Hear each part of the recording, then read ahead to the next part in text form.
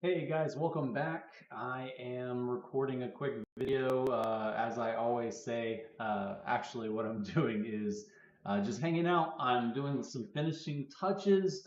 As of this week, I was able to finish the actual loop between parsing all of the game's data, the different games, Dead Island and Dying Light. And now I'm at the point where I'm actually just trying to hook up that data to make sure that everything is set up as expected. Give me 1 second. Let me make sure the stream is working here.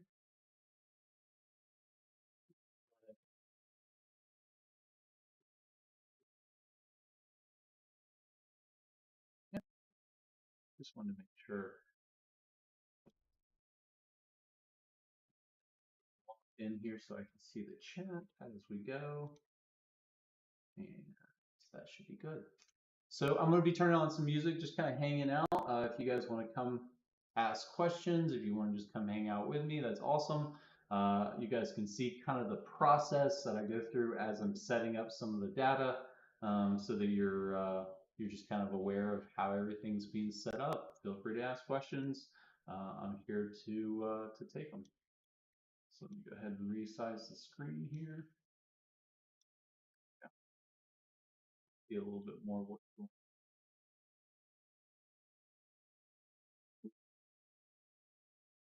Screen. On the Discord. If you're not a member of the I Am Legion Discord community, uh, please make sure to join the channel.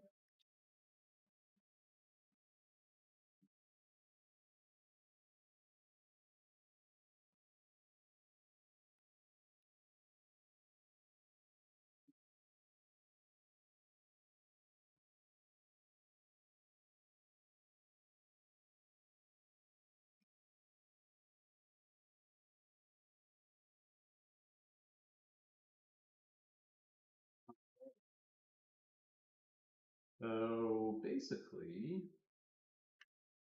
what I'm doing right now is going through and setting things up by testing them in the engine. So I'm going through and I'm basically generating the data out of the database back into the base game.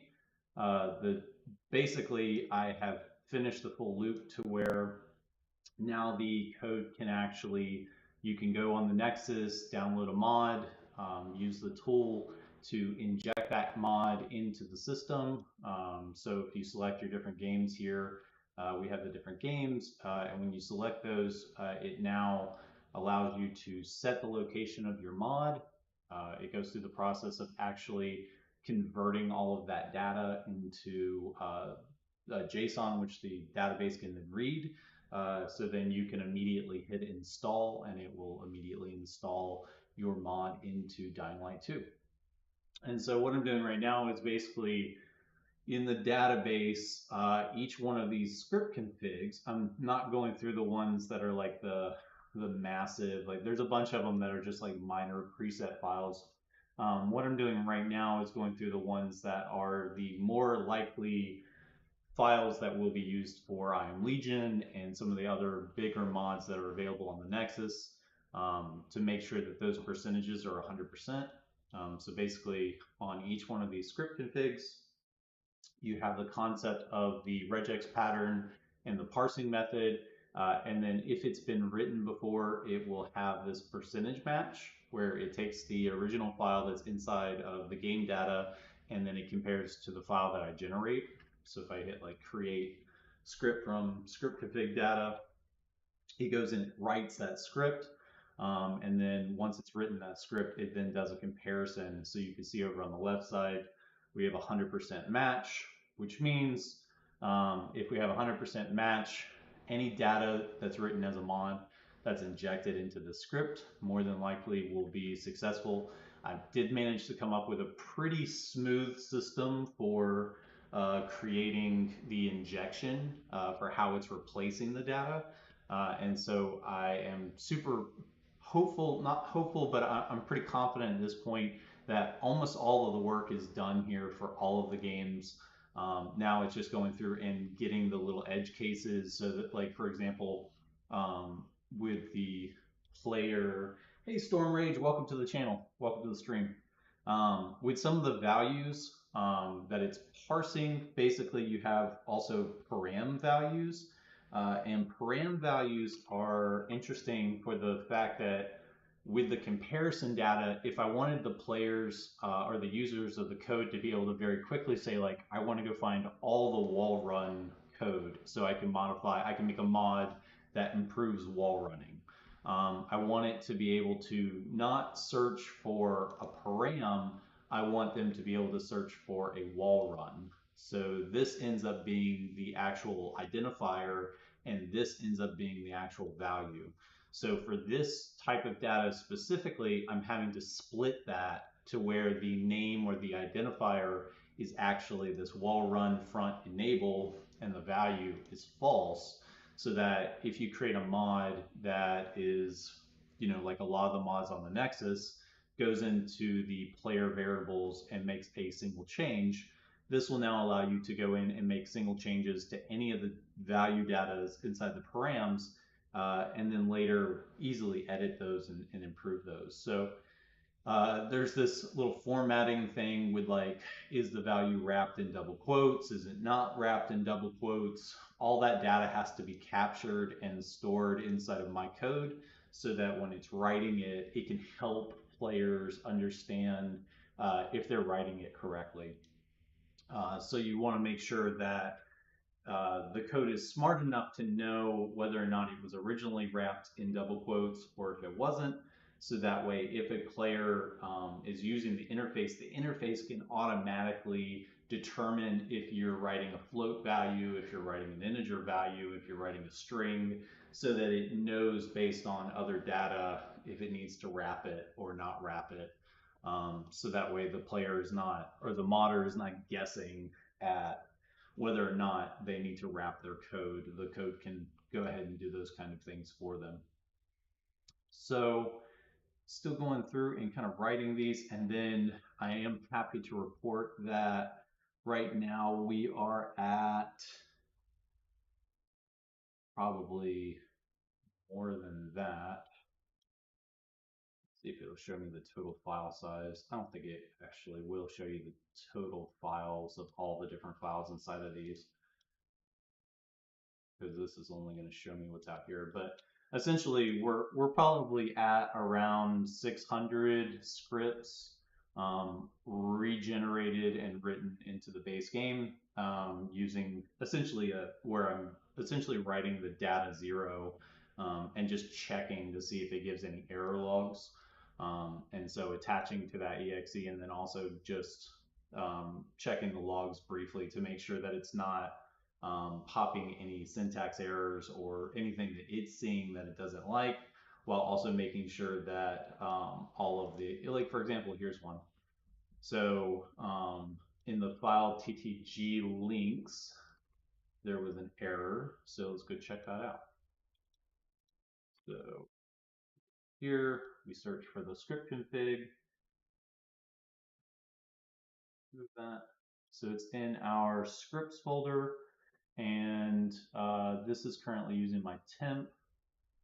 And so for the most part, that's always been successful, but let's actually go do a comparison really quick. I know it's not super exciting stuff that I'll be showing here, but it's just kind of like the necessary steps that will be a part of that. Hey, Y, welcome to the channel. Thanks for the compliment. So if we have our TG links here, TGG links, if we open that up, we can see that this is how it's building the links that you can click on inside the game. This is the generated data, and I think I can guess what's happening here is that basically it looks like it's hitting a special character, and it's causing the rest of it to not write. And so this is a perfect example of an edge case that that I was referring to earlier, of just making sure that these aren't the case. So you can see here that this is the original this is the current output. And so the connect links, I think it's hitting this and it's actually removing the comment. So I have code that's going through and cleaning the comments, and where they've got the double, it's actually removing that comment. So what I can actually do is I think I can use the HTTPS to add an exclusion here. But it's been really actually super useful to go ahead and just clean out most of the commented data to where the results are just these super clean scripts. Let's see. Let me catch up on some of the questions here. Can you do this mod to activate event Halloween or Christmas on all games? You do a mod with activate event Halloween Christmas. So I'm assuming you're asking, can I replicate events that Techland has created? Essentially, the way that they're setting this up is that they're not showing the actual code. So basically, when they do an event, they're not actually sharing how they're doing it. They're hiding it. They're injecting it in, and so there is no data for me to look at for how they're doing their events. So I cannot one to one add back their events unless I tried to capture their events, which I'm not trying to do. Instead, what I'm trying to do here coming up is I tried this with the first versions of I Am Legion where I created my own events. And what ended up happening was is that essentially I started creating like vampires and all these like special one-off codes that you could use during the event. And the challenge that I ran into is that, it just became too much to update. Because the events are not, I'm not releasing it for 1 week, I'm releasing it for the foreseeable future. So if anybody wants to come and play that event in the summer, they can technically play a customized, Christmas event at any time. And so what I'm trying to do is with this system is create mods here in the future that no longer have to be manually updated so that mod creators like myself who now has, I have so many different ideas for so many different mods that I would love to go create. I don't have time to update those every single time there's an update. So because of that, that's where a lot of this code came from. This original idea is that, similar to me, Renaissance, E3, these other major groups that are making mods, they don't want to have to update their mod to the latest version. They're locking it to a specific version of the game because they don't want to have to update it. Well, that's their choice, but the goal here is to allow this code to allow modders to update their mods indefinitely. And I'll show you guys here in the future that, basically there's several layers to this, but in the future, writing changes into a mod is going to be incredibly easy. So modifying the mod is going to be super simple. So as long as the mod is working, you can then make variations of the mod. You can change things, slightly vary settings. But that's where, doing the difficulty, for example, currently I Am Legion has like probably 21, 22 different versions of different files, including itself, that are all the difficulties and all the different things, the modules, the language packs. All of that is about to get baked into a single core mod with lots of, it's going to be a mod collection with lots of mod options underneath that you can enable and disable, such as running biters, climbing biters, etc., etc. And then the difficulty patterns will get baked into that so that you can easily go in there and choose, difficulty and all of that. But it will be one core mod. And then each other module will be considered its own mod that can easily be merged into that mod collection. So that and I know that probably doesn't make a lot of sense. It'll make more sense coming up. But that way in the future, you can create a mod and then just leave it alone and let people use it until some major overhaul update breaks it, which, then everybody's going to have to do what they can based on, what changes on the back end. Hey, Wyatt. Yeah, so the with the different things, the different features, such as the custom armors and all the different various parts of the mod, I've stopped manually going through and fixing every single bug that happens from where they update the code. But those are all where they've updated the code, and the mod is statically baked, and so its references are lost. So it worked for a specific version of the game, and then it stopped working after a while due to the update cycles and kind of what I was just referring to. So that's kind of the whole point of what I'm working on, is eliminating that whole process of having to go in there and update those things, so that, for example, with like a model reference, uh, the code is being updated to where if a model reference is made, it can check to see if that reference exists. If it doesn't exist, it won't write it. So even creating the concept of having fallback data to where it's like, if this one doesn't work, use this one kind of thing. There's all sorts of things that could be written into the code to where that way in the future, if they break, if they change, the code will essentially just skip that value. So it'll no longer modify that one thing, and it'll let the mod creator know that that value can't be injected anymore. And so instead of having to go open their mod and like make all those changes to the actual mod, in the future, I'm going to have an interface that is modifying the actual JSON data that is a mod. So for example, this script changes that I have right here, this is in our AI difficulty modifier. It basically takes the max health multiplier and it changes it from easy tier 1 to tier 3, and then it changes this to 5.75. And so if I wanted to add this to an interface, all I have to do is show a nice little interface that shows the actual original script kind of, blocked out, and then shows this modifier. And for example, if something went in there and broke, where they changed this difficulty modifier, they changed this to, a typo comes out or something like that. So this goes from being difficulty modifiers to difficulty modifier with U. And so that's now in the base code. The base code will let you know that the original value no longer exists. This value now exists. And so you could actually just go into your mod. You can either recreate your mod, which I wouldn't recommend, or you can actually use the interface that I'm creating to just go in there and change that one value so that it can identify where it needs to go and make that change again. So you could even, in theory, change this to a completely different sub. So say they get rid of this entire sub completely, you could use the interface to go in there and just completely replace this and change it to the new value that they used instead.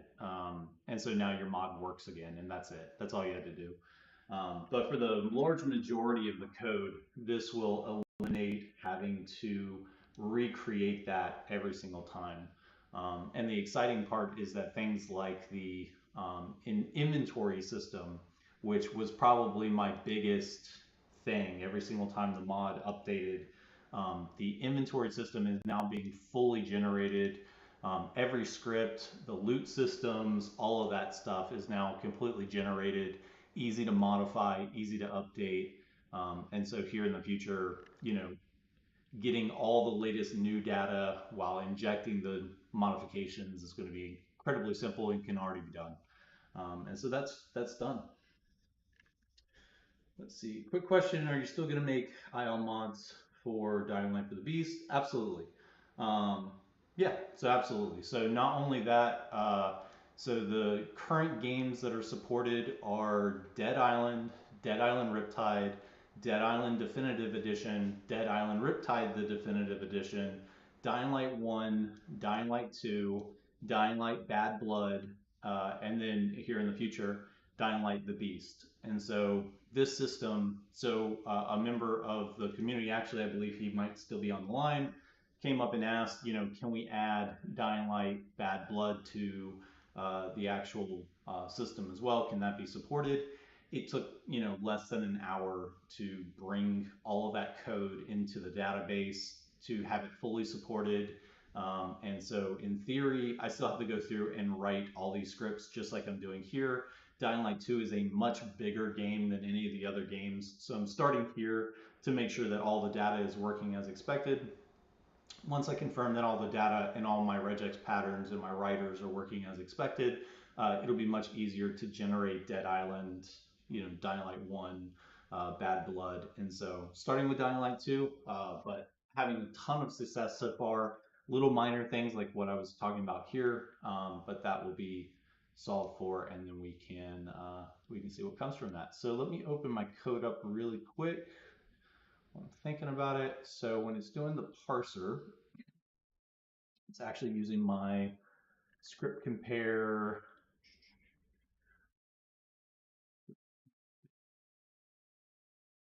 parser. And then in here, I have my cleaner script.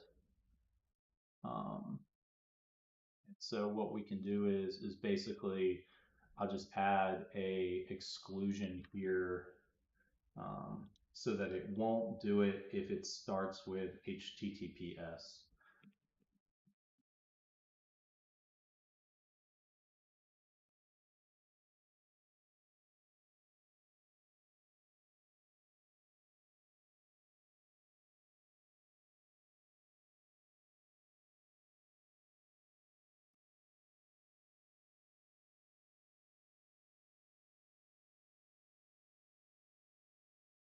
Yeah, so it's actually really fascinating. So I learned so much in the process of making these tools. And one of the reasons that I continued on with this and that that I'm in love with the games and really everything that Techland has done for these games, um, is that, and why I would work with Techland in a heartbeat, is that the games do what I was always trying to do in design leadership when I was working in Unity side, which is basically allowing your code to, allow designers to go in and actually make changes, make good code without having to know how to code, without having to, completely refactor the engine. The whole goal is to say, like, okay, how can we take designers and empower them to go write good content? You can see here when I reparse, all of those values are now added to the file while also still keeping it clean. So if we say create script, this will probably go all the way back up. Let's check our output really quick. But basically, back to what I was saying is that they essentially wrote a base engine, and then the games themselves are the mod. So um, all the game content that they're using, all the stuff and how they're setting up the code on the actual games themselves, from what I can tell, is essentially a mod to the engine. And so all of that, so you can see here's the original, now here's the output, and so that error should be fixed. Um, so everything they're doing is essentially what I've always dreamed of with a game engine and large scale, is basically allowing your code to be injected into by these outlying, injectable scripts. You can see that I'm trying to replicate some of that with like how I'm doing the Infinity Designer for loading in custom textures. I'm creating a system for loading in custom models. So if you want to see how your models look on those models, that takes a little bit more time because how the models are actually handled by the game and how materials are assigned and textures and all that good stuff. But basically, it's just crazy to think about the fact that essentially they have this robust engine that is able to bring in data and large sums of data and make the games that we love. And so the hope here and kind of the goal is that from what I was seeing way back and when I actually talked to Timon about, last year in May was like, if you have the right tools to write this content, there's just so much content that you could create for all of these games because they all use those systems. Some games are more limiting than others. Dying Light 2 definitely has the most ability to write new content. And so that's actually, in some ways, Dying Light 1 now has better support for custom models, but Dying Light 2 now has the dynamic binding system for creating different NPCs and player skins and all that good stuff, um, along with injecting completely new enemy types, writing custom AI behaviors. So, like for example, here's my behavior designer. So where before I was manually editing all of these files through the XML, now you have the ability to just go in here and hit load behavior. And so all the Banshees behavior is now, right here. I can go through and make any changes. And the cool part about these types of systems is that, they're dynamically generated based on all the profiles and all the actual data. You're not guessing it, what it's doing and how it's doing it. You're not having to go look up references. It's pulling all that data in for you so that you can go in there and say, okay, I want it to do this at this time, or I don't want it to do this at this time. And then you hit save and you're done. And so, writing new AI is going to be much simpler here in the future. And all of these systems are just, sitting there waiting for the users to get clever. And that's really what's drawn me to this game and into the whole thing is like, okay, what all could you make? And so we'll see. We'll find out. I hope the community gets super excited by this, and I hope we have a large number of people coming back to the Dead Island games, to the Dying Light games, that are able to share content, share what they want the game to do, and how they want it to do it, and never worry about it breaking as soon as another update comes out. Um, they have been very quiet over on the Dying Light 2 side. But there for a little while when I was getting burnout, it was like an update every week. And that was when I was getting, large volumes of players coming back to the mod. And then it would break. And then they would all leave by the time I got it all fixed. And so then another, I'd be like, hey, it's all working. And then a group would come back and then an update would come out the next day, broken again. They would play the mod, they would play the base game, get bored, and then they would drift off. And then by the time I had it all fixed again, another update would come out. It was pretty savage. At the start of the year there, it was an update pretty much every, week to every 2 weeks, for a solid like 5, 6 months. It felt like that it was just brutal. So it's getting better here. It's definitely slowed down, and now these tools are going to help eliminate a lot of that. So let's show you guys kind of what I'm doing here. Let me get back to where I was. And the pattern is essentially I'm going through, so here's our damage presets. Let's go ahead and see. So need to regenerate these two.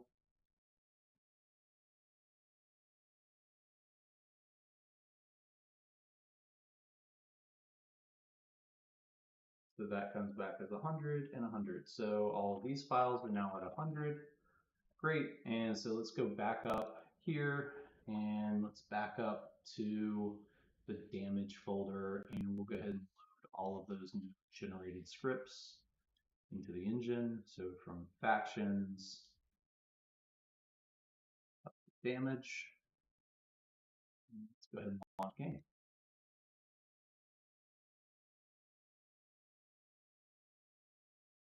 So for the most part, it's been pretty straightforward on getting these things set up. The engine has done a good job of letting me know when it doesn't like what I've done. Like for example, right there. So that crash, let's go ahead and open up the logs, see what it didn't like.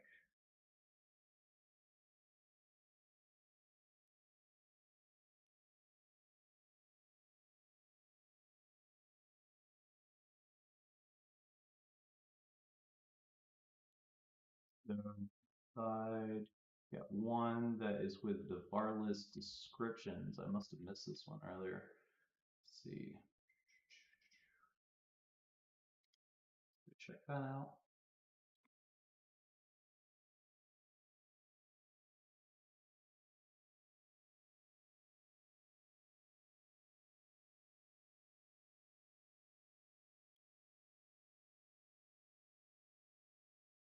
And this is under the descriptions folder, which I added. That's why. I didn't regenerate all of these. Or did I? I did generate these. Okay, so the descriptions engine has an 80% match. It's using the template variables, which these are always, pretty much all of these, I have to double check. The templates versus the container patterns are um, no, absolutely. Zombie children are a thing, and that's actually if you read a lot of horror books, usually it's just the raw nature of the horror of the apocalypse that takes the average person out. And so being able to do what you have to do to stay alive is kind of the part of the whole struggle, right? So yeah, I don't know. You'd have to talk to your priest about drop kicking zombie kids. I'm not sure I can condone that, but you got to do what you got to do. So, description. So,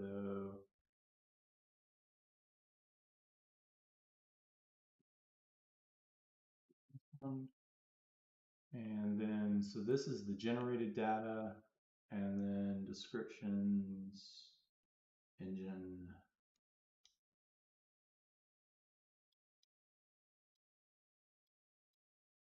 Let's spot the difference. Let's go ahead and clear the comment, clear the gap. There's definitely a space in there, but the rest of the data looks correct. Let's say what it doesn't like. Go back to the log. Let's see, in line 1, include, this has to be, yeah, so this one's different. So maybe it rolls downhill. So maybe it's actually this descriptions var list here at the top. It's probably this that's then causing the issue. Yeah, this one's going to be tough. Let's see. So let's go back up to our var list descriptions. This one is using variables. Is it description? I think I wrote one for descriptions specific. Might be actually in the variables that I added it. Let's see here. Yeah, so it's in there. It's just something in here is causing a difference. So I noticed that it has a 0% match. So let's hit create again. Oh, and it probably has it because it reordered all of the data. So, hey, Cringy, how's it going?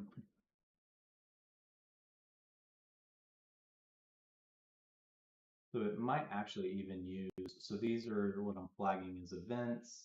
Those are getting written. All the includes are there. So these are all scattered here at the bottom, I'm assuming. Yep. All of the descriptions. What does it say? Let's see, line 1, unknown keyword description. Line 1.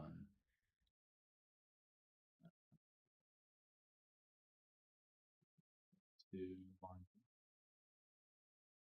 line 1 is description engine here.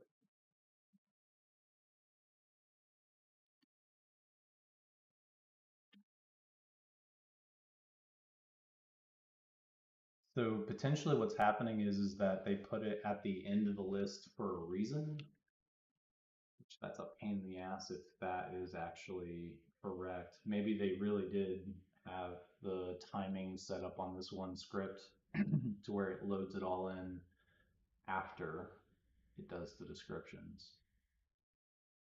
Fun little edge case there.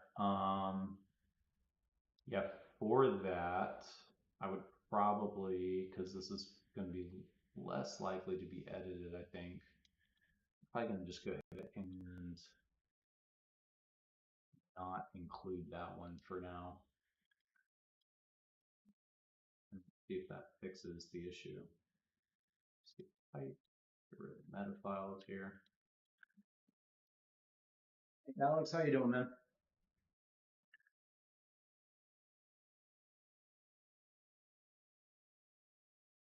For when you say that you're, hey Kai, how's it going?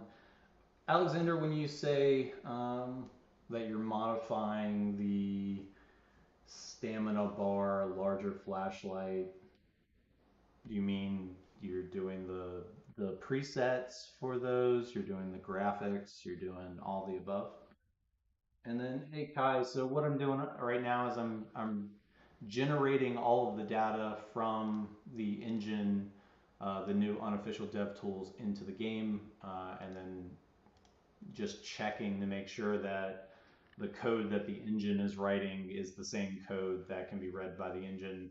Finding all sorts of like little tiny things here and there, but going through Dying Light 2 right now, which lets me see if there are bigger problems um, with the other games. Well, sorry, rather with my syntax and everything that's getting written. So some dry stuff, but I thought I'd stream out, see how everybody's doing, and let you guys come in and ask questions while I'm slowly getting this all set up. But the exciting part is that the full loop from reading the data to converting mods into playable, injectable modifications to scripts, that's all established. The interfaces are made. The only difference I have to do, or the only thing left really, is doing the left and right comparisons. So for everybody that's just recently joining, so this is using all of the generated data. Um, it's not using any of the original data. So I'm going through and just kind of checking systems, things like the inventory system, the loot systems, all of those are now generated by the unofficial dev tools. And so going through and just doing a quick check to make sure that things like the loot systems and all the various systems are still working as expected. Locations can still be discovered. And then checking the logs to make sure that the logs are actually clearly showing um, that it's not having any issues. Catch up on comments real quick. It's simpler.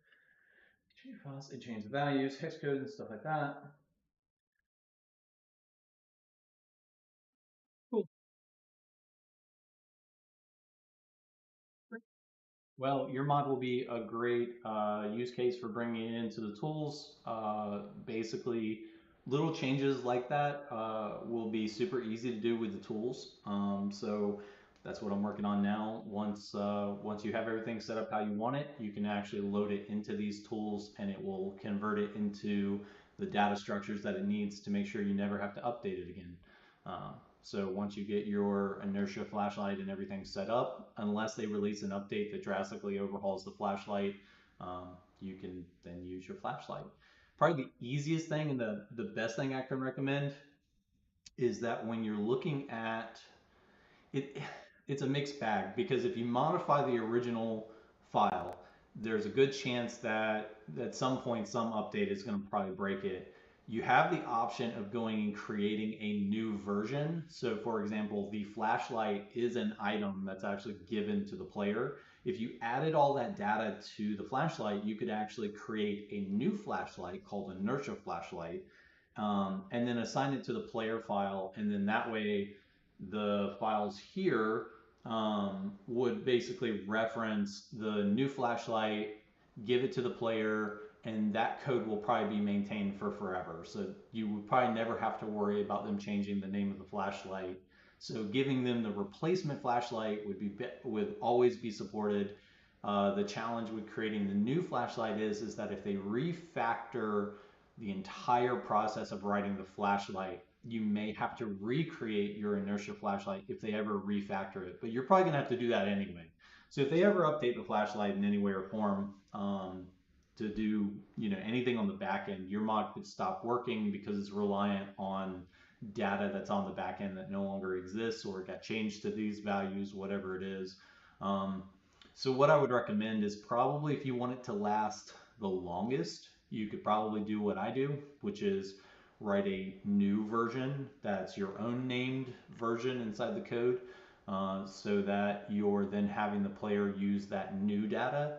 And then you're just responsible for updating that data and making sure that it still works as expected as they do backend updates. So Uh, it's all it's all things that it's kind of a give and take. The GUI is definitely something. So currently, the GUI creation tools are being worked on. The GUI parsers and the code that I'm doing right now will help make sure that whatever changes that you create will stay alive for forever, unless those values get completely removed from the GUI, which is unlikely. And so because of that, stand by working on the tools, and um, that'll be coming out here soon. I'm putting in lots of time right now trying to get this across the finish line. I have been writing so many different tools since April, and then the last like month, I've just really gone in on trying to do this data management, to make sure it's all getting done how it needs to get done because it's a lot. Um, but yeah, is it possible to convert Dying Light 1 to 2? Absolutely. So that's the whole point, is that, especially with the presets, engine files, those kind of things, all of those can transfer between as long as you're using the tool set, because I'm essentially writing in what I'm calling definitions. And so those definitions will help allow it to understand what data needs to be written and what data cannot be written. So if it finds like values, it can use those like values. And if it doesn't find values, then it doesn't touch it. So it'll be able to basically go through and bring your new item into Dying Light 1 or Dying Light 2, without writing in a value that doesn't exist in Dying Light 1 or in Dying Light 2. And so it's been a lot of work, but I do think it's all possible. I just have to, for like weapons and that kind of thing. I'm still working on the actual weapon designer, and that's going to do a lot of conversion work for you guys so that you don't have to actually work about it or worry about it. That's the whole point here. It's going to take a minute to get to though. Yeah. So what I mean by that is, when you're writing scripts, what I mean specifically is, to give an example. So we can go over to our presets. And then in the presets for Dying Light 2 is flashlight.pre. And then in this file, so it's already generated. Let me go over to, without deviating too much from what I was doing here. Let's see, presets, flashlight. So in the future, you'll just be able to do all of this in the tool. But right now, what you're doing would be manual. But so essentially, this is your flashlight pre. Inside of the flashlight, you have these different presets, and then this player flashlight is being assigned through the code. So it's actually telling it on the flashlight to use the player flashlight preset. So what I was recommending is instead of going in here and modifying flashlight, which you could also go in here and create a new preset called player flashlight inertia. Um, it's inertia with a T. I don't think it is. Inertia. Inertia. It's only when you're live or when you're writing something on a whiteboard. No, that's correct. That it just doesn't look quite right. So then in the file, you can go in here and then do whatever you want to this flashlight, because it's its own file, or its own preset at this point. So you could then go in there and make these changes, set these values, and then if they update the code, my code will always make sure that the latest and greatest version of this flashlight is written. If you've added a new mod that adds this new preset, it will also inject that into the script, and also apply the values that you've added to that flashlight. So, whatever you create will stay maintained, as long as, for example, one of the most common things is that they change color, for example. So color will get changed to like color HD, or flashlight near size will just be deleted. So if the engine then detects that value or doesn't find color HD, the whole engine crashes, and you're like, what the hell?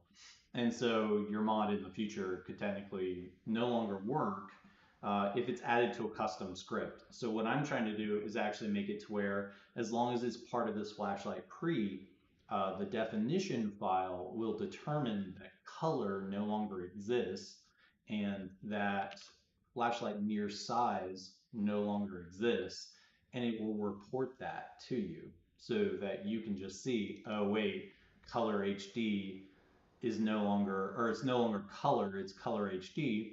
So then you can use the interface to go over to your script, or that you can go over to your mod.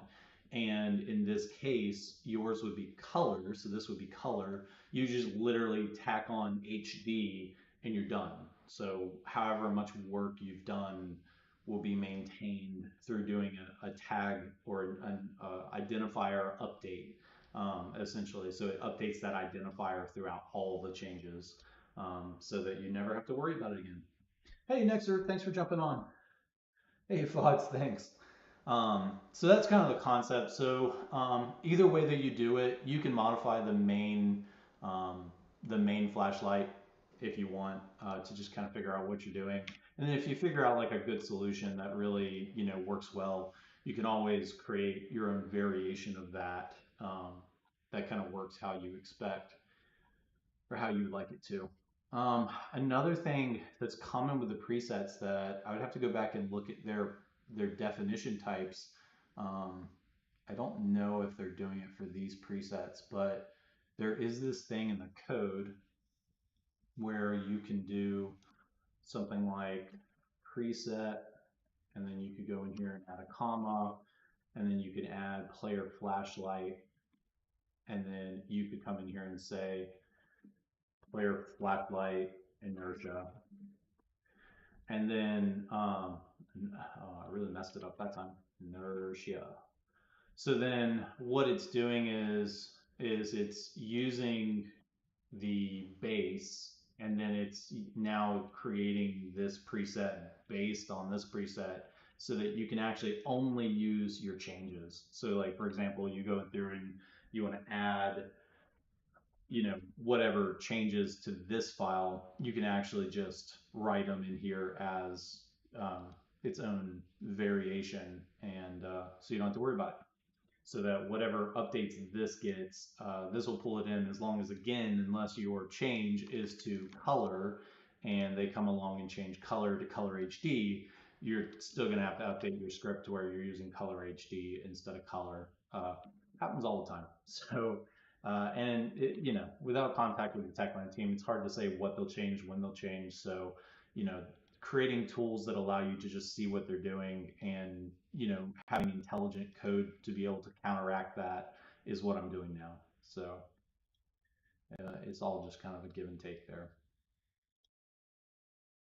So let's get back to our generated code here. So for anybody that's just joining, I'm going through and replacing the data 0 by going through and checking the export values for each one of these things to make sure that it's generating a match for the different values as I go. And I'm starting with the ones that are more likely to be used by I Am Legion and the bigger mods, so that way I can basically convert I Am Legion immediately to this new type of data structure.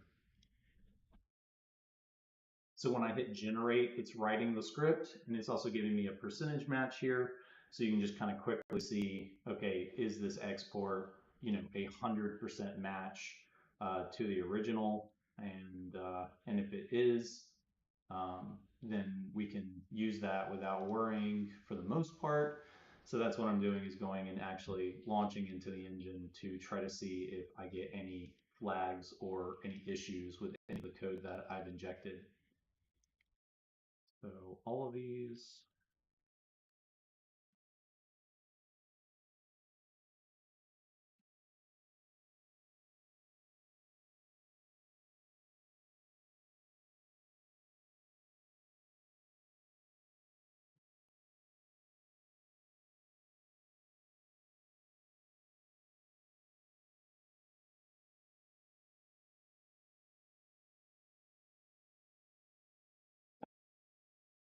Next, so when you say the possible future level,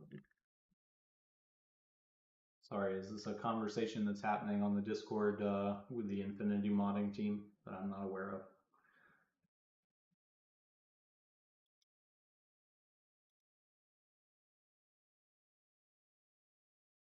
So, like I said, for the group that was in here before, some of this is super dry.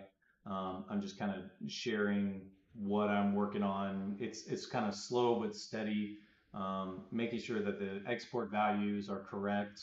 If they work in Dying Light 2, and it's getting all of the little edge cases, which we caught one earlier. I had a good example where it was just kind of okay, yeah, the code is doing this for this one specific thing. Cool. So you just kind of have to move and adapt with the different changes because they really do have a lot of um, unique code here, and so you're just it's kind of doing the best you can to support as many things as possible. So we're in the challenges folder. But there's also from going through and actually supporting all of this code, there are so many cool scripts that I have never had the chance to mess with. The mod was already getting fairly large for those of you who play I Am Legion. And so I kind of stopped expanding into a lot of these newer scripts because I was like, dear God. So so it's 4% match. We're going to kind of find out why that is. You can see that there's a shit ton of warning to future maintainers due to the way challenges is crucial to keep the order of existing challenges. Has to be appended. Oh, that's fun. So more than likely, all of these are not going to really work. My engine likes to go in and create its own order. I'm trying not to actually use the exact order because there's so many things in here that are lined out and commented, and it's just it's a lot. Um, so when it goes through and it writes this, it's going to be a lot cleaner. All the imports, all the uses are really easy to see. Um, and then it starts writing the different ones. I'm actually kind of surprised that it got some of these um, commented fields and even wrote them. It doesn't always do it just because of the way how much commented code has to be torn out. But essentially, the goal here is to make this as clean as possible, so that when creating new mods or whatever, it's building it in a very structured and organized manner, instead of kind of handwritten. So we can all go handwrite it. It just takes the time to understand how it all functions. So you have things like the definition file here. So let's see, challenges, definitions.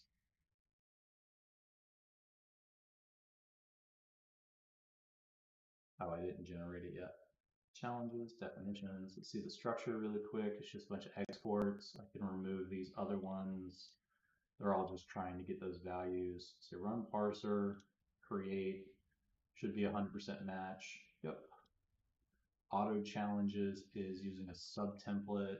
Let's just kind of peek in and see. Or that's original, generated.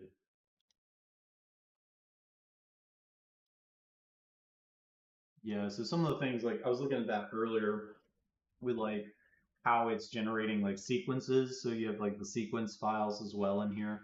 All of those have to be generated in an exact index, which would make it much harder to support if they go in there and drastically change it and you've got a mod for it. And so all of this is line independent. So you can make any changes anywhere. You can add content anywhere, and it'll capture it and write it.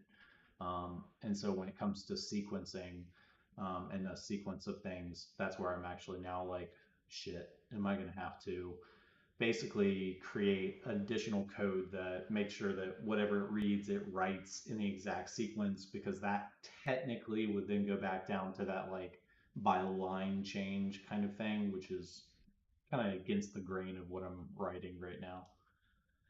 But all of these are present. It's just they're kind of reordered here.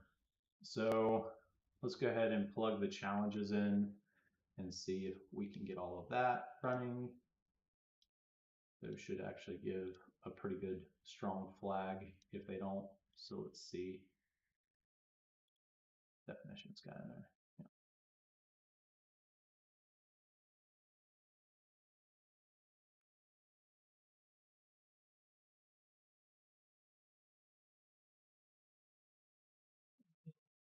Alexander, over to your question. You said, do you use the 010 editor? Yeah, so I do. I actually purchased a license to it. I actually love the work that the developer has done on that tool. Super handy. Um, for reading and writing into the R packs, I just haven't really gotten into the habit of replacing the stuff that the Techland developers have created. There's still so much content that could be made using what's already in the game that I have not really sharply steered into adding the new content. Several other modders have been working on that since the game came out. And so I've been working really hard on trying to, shout out to the designers and creatives who made these games and not say like, oh well, hang on, I can do zombies better or I can do textures better or whatever it is. So the available tools as far as like getting the new content in the game still seems to be like changing every couple of weeks. um, so because of that, I've just not really focused all my time there. I will share that the code now is able to read and pull in the data from the RPACs. So I am actually reading and pulling in the data. Up until a couple of weeks ago, I had it to where the models and the textures were all loading in. And then they did an underlying change to the code with the RPAC files. And so there's still some things I have to go update and improve. And so I've basically just, it's one of those things that like your tool is only as good as if they don't change the back end kind of thing. And so I'm actually trying to avoid most of that, just so that I don't have to worry about, the shortness of the entire tool could break just from a game update. So I'm actually kind of avoiding some of those things at this point. Possibly here in the future, I'll try to put more time and effort into supporting that, mainly because it will pull the bloat out of a lot of my files. Okay, so you can see here we have lots of syntax errors. So actually lots and lots and lots of them. So let's see, we go up, challenges, let's kind of start. So it seems to be the same issue. It's just with how the params are formatted in the different ones. So this is where my code comes in handy of just saying like, okay, let's recreate it and let's see the line differences. So if we go up here to our params, starts early, and so that's probably due to the reorganization of the code. So we won't be able to use that. So let's go over to challenges. This is our generated data. Let's go to debug challenges. This is my generated script. This is the original script, debug challenges, and let's check it out. So it seemed like it was having an issue with the params in here. So let's search param, probably because it's splitting it. Although, yeah, I think my code is param, not param. Probably because it's splitting these. So it's probably getting like Banshee and then it's, so we got another little fun edge case where it's like, it works with 98% of all the other scripts, but here's this one case where it has multiple params, so I can't split it.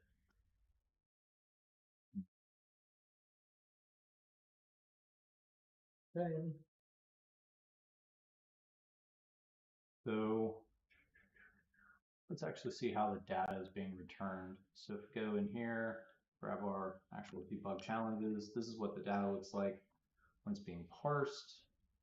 Let's type in param.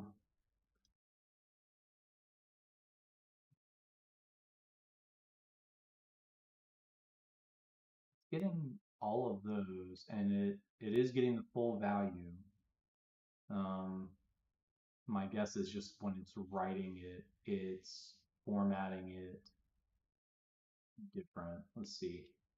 Go over to debug challenges. This is my generated params. Oh, param. That's what I thought. So mine is param, not params. So that actually works out.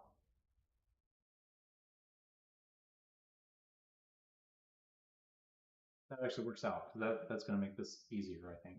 I just have to make sure that it's param and not params. Your variables really quick.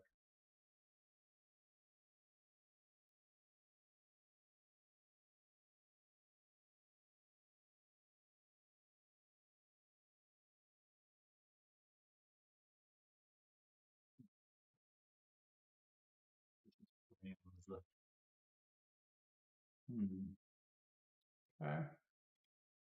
So let's go into our writer and then down to our field writer.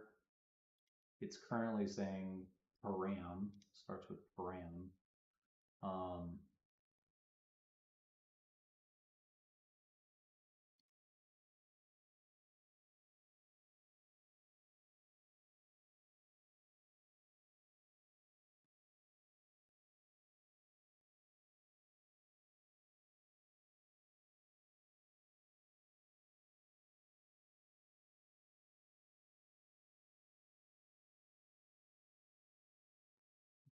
I'm using starts with.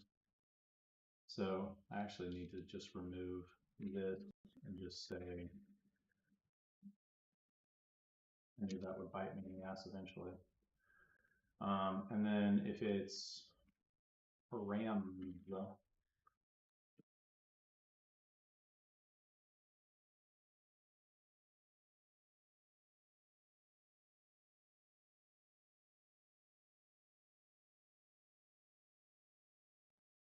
use, go back to the actual data structure.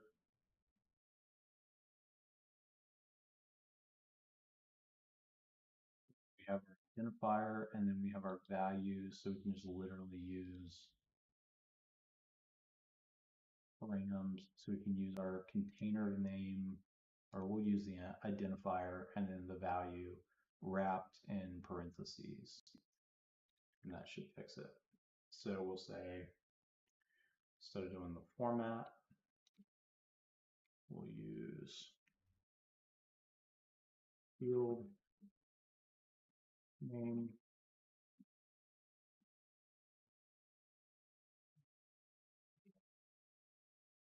here.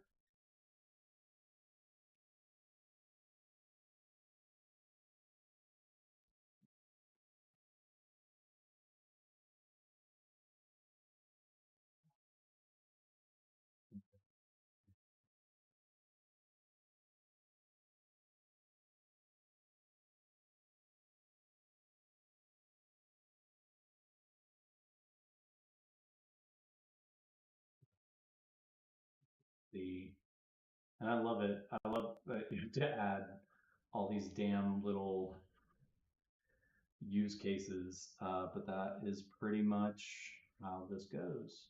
So it's like, okay. So we'll run the parser again, and then we'll go ahead and hit generate into our script. So this is our params. That's our original. Here's our generated. So there you go. So it is now wrapping that properly. And so because of that, probably need to just go ahead and say create script, because all of these, I guess all of these contain params versus a param. Um, and so we'll just go ahead and write all of that into the changes, and we'll see if that fixes most of these bugs because it looked like had quite a few different issues, all with params, not param.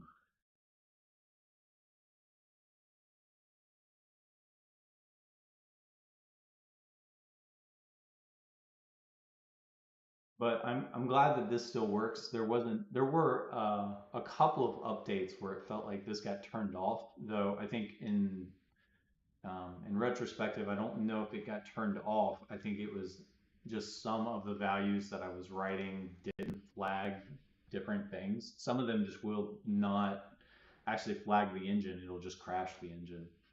Um, and so that's also where this tool comes in, is that it's going to catch all of the little things, all the little human errors, and hopefully make a lot of that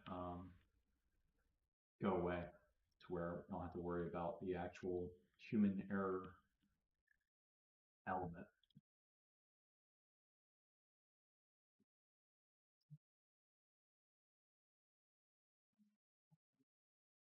Fun stuff. But the hope is that by writing all of these edge cases into Dying Light 2, it'll, which is a much bigger, more robust game, it will solve all the same problems if they exist in the older games, which who knows if they do or not.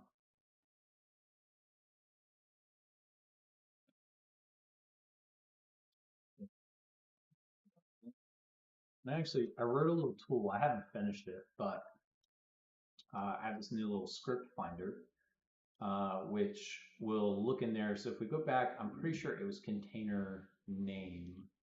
Just confirm. Its container name was params. So we can actually just really quickly search. What was it? A field? It was a field. So the field identifier. We can search Dying Light or Dead Island to see, huh, doesn't like that first index. Interesting. So like we can search Dying Light and see if it contains the term params or any of its scripts that have been added to the database. Interesting that I didn't think I ran this far. Oh, I guess I was underneath this bridge. Am I still showing up? Yeah.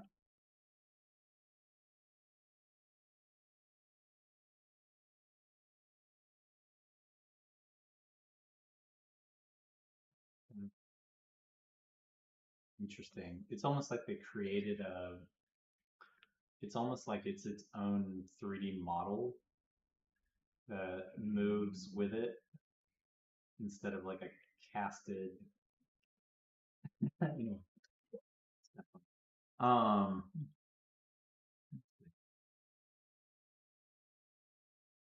other law.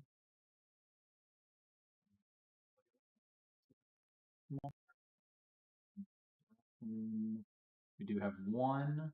So syntax error with param, fun, in difficulty map settings.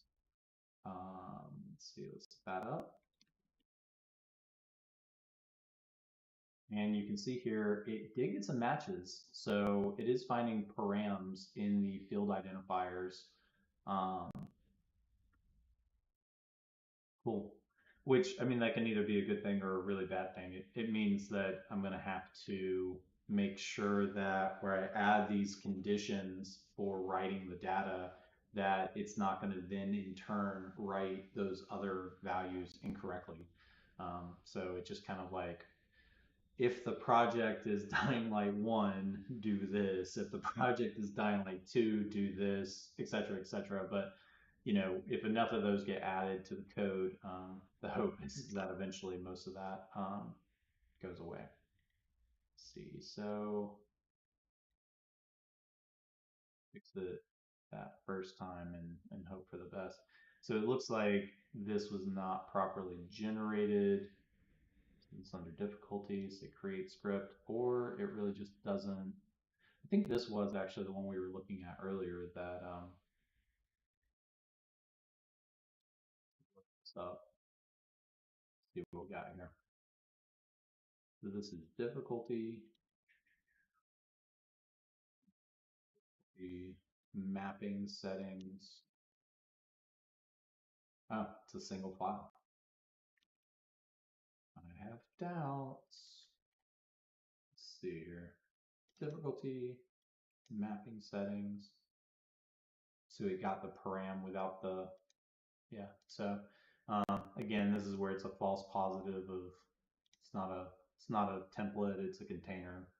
Use our sub template, say run. It'll get that root, it'll get all the data inside of there, and then we say create. 75% match. Oh, okay. So here's the new one. What's it missing?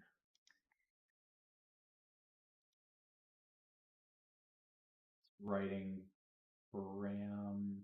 Is this the generated? The RAM identifier, don't clamp.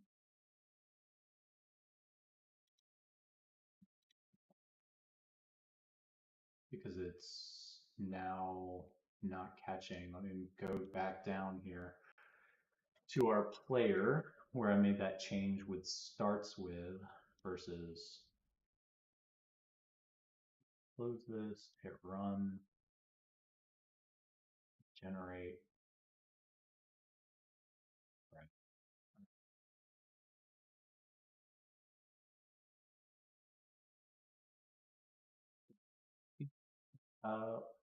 Has param. So if the container name is param, which the container name is param, go back. Container name is param. Then we need to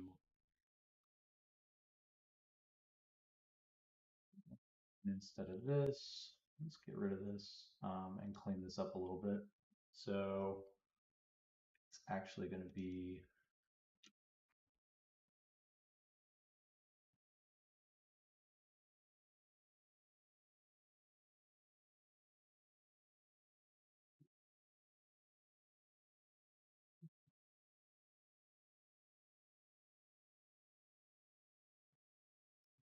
to wrap in the identifier. So it's going to be the field identifier value. So then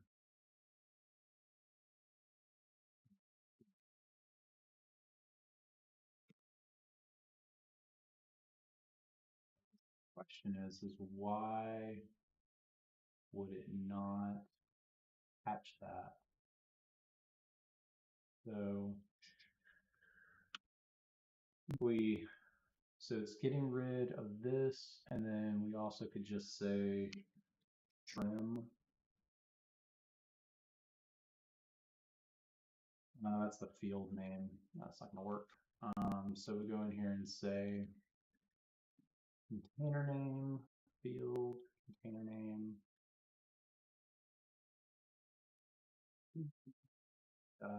trim. Save that as container name. This down here and say if container name,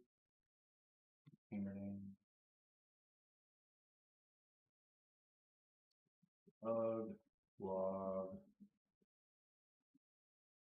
do what this is.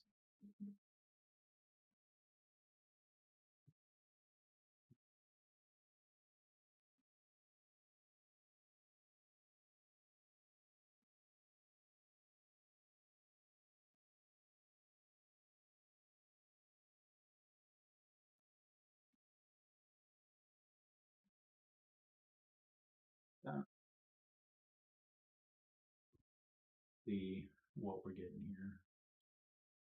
Okay, let's also just grab the field name as well.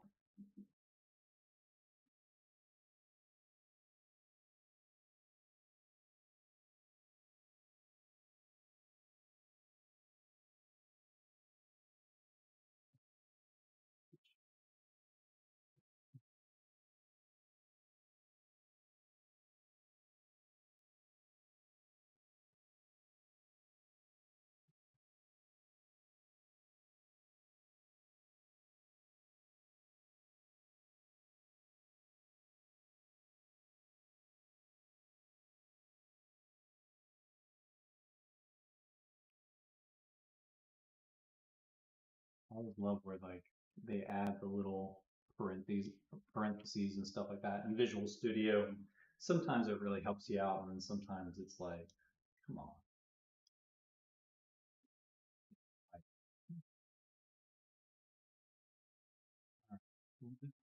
Player variables, which was working, but then we added the special condition for params. So let's write that here.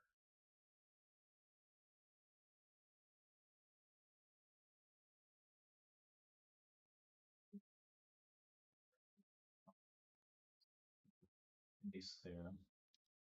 Let's make sure that's not in my, it is. So that's in my log. Um,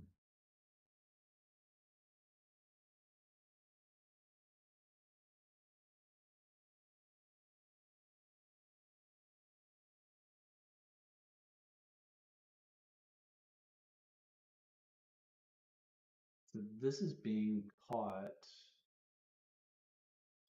as params, I guess.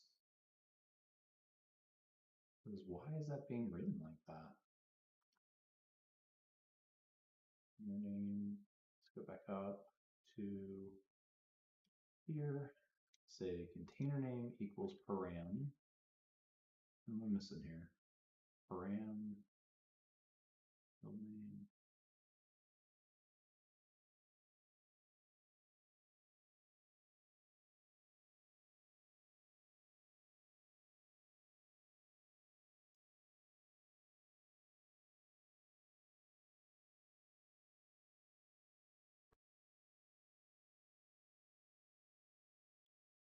Is it already returning?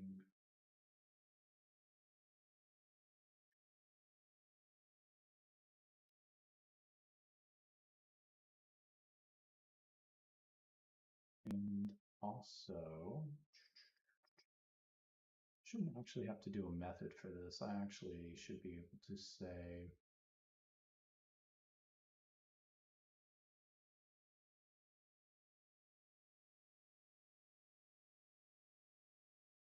is it because I'm doing a split?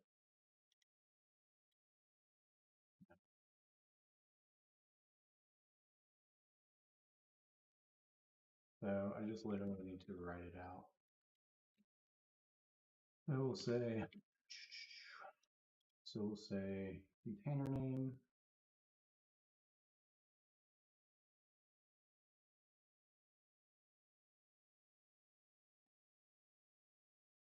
Starts to open that up, and then it says first one is the identifier, so field identifier, and then next one is going to be the field value.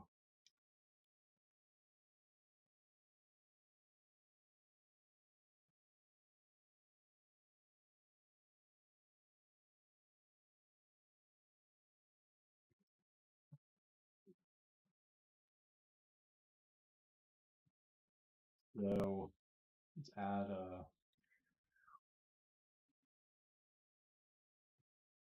formatting as param.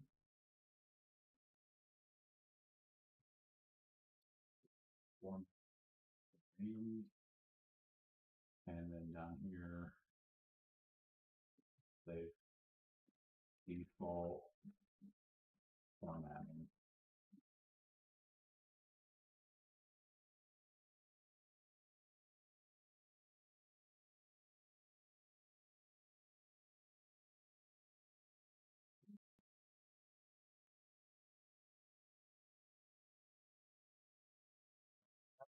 Will be showing up as unwrapped. We'll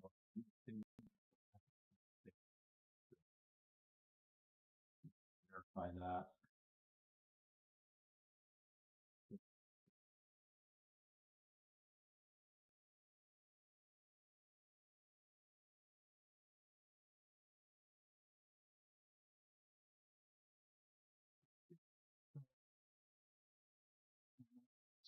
As param. No, default formatting.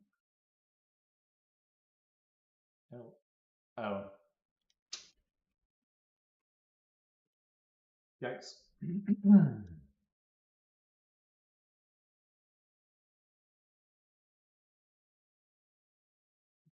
What you get for doing this on camera.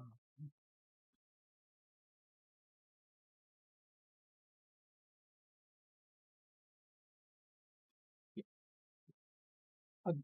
The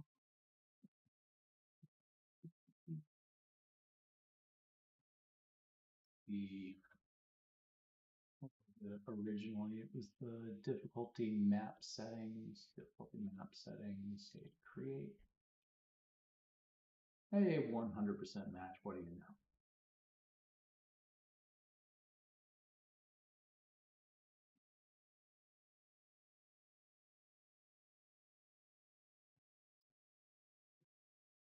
Then let's go ahead and throw in all of these folders again and just make sure that we're still on track here. Generated difficulty, we'll actually just go down all the way to weather and we're just going to drag it all in. I'm pretty sure the only one that we didn't want was the descriptions SCR, which I may have deleted.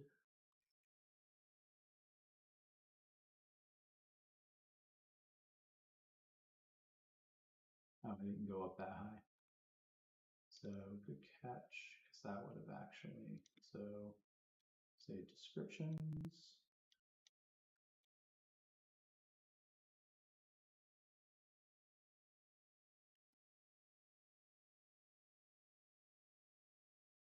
Was it with that one?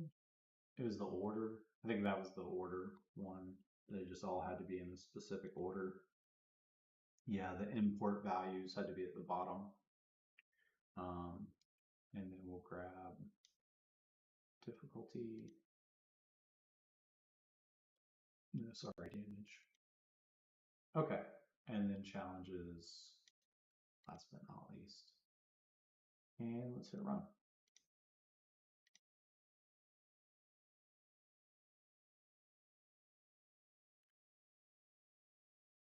Test. Sure your mic's still on.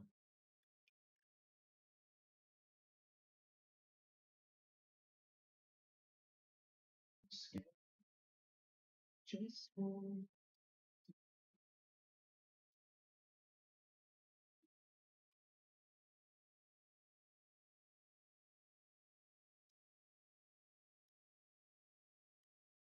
crash. What would crash about?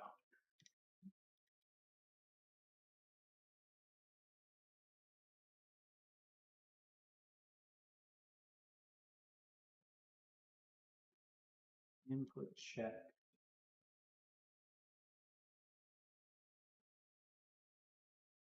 So it's where I've added one of these folders, but I didn't truly generate all of the values again. Is where through here, say like this, which just don't have a. Oh, that's right, that one.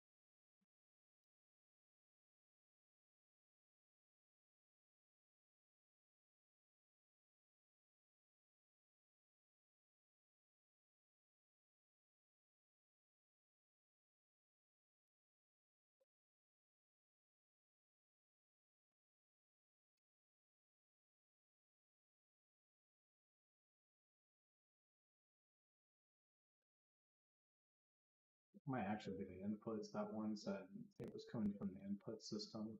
Let's see. I could actually do a for the one that caused input check. See if I can find that in any of these.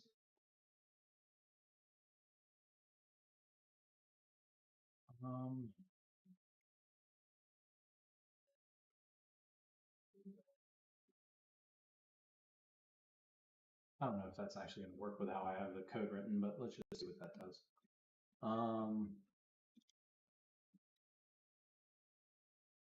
It's one of these small, it's a small folder that I hold back, even though I haven't generated all of those.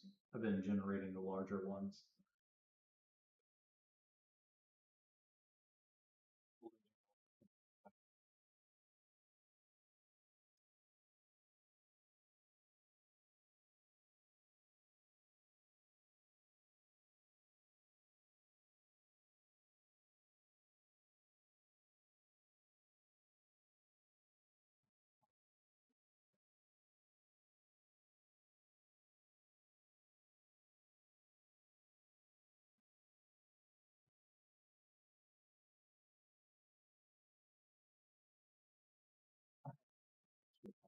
I forgot. I haven't updated those from yesterday. Oh, no, it wasn't the texture types. Oh, it was. Let me go and actually look at those files. I meant to look at that folder again, texture type, because they're all in the subs, and all of them are saying, yeah, these are all outdated.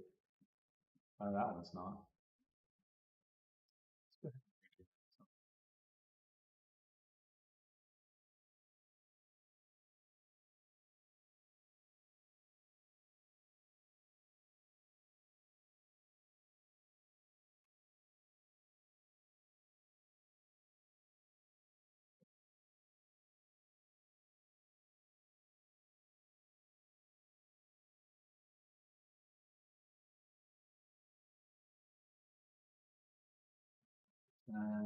So they always come back as, let's just check them really quick and see what the difference is here.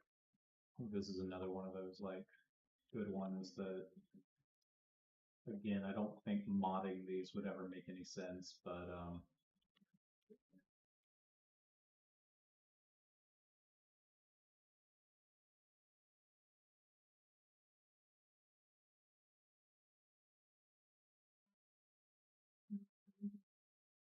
because it's removing the, ugh, come on. They literally named it the same thing that I do with the index. So the code is removing the index, which makes sense why there's no such thing as an input check.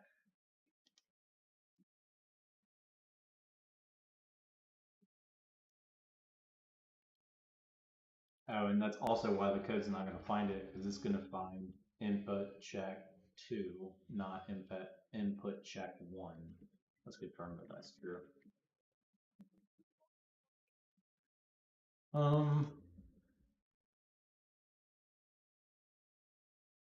That's a tough one.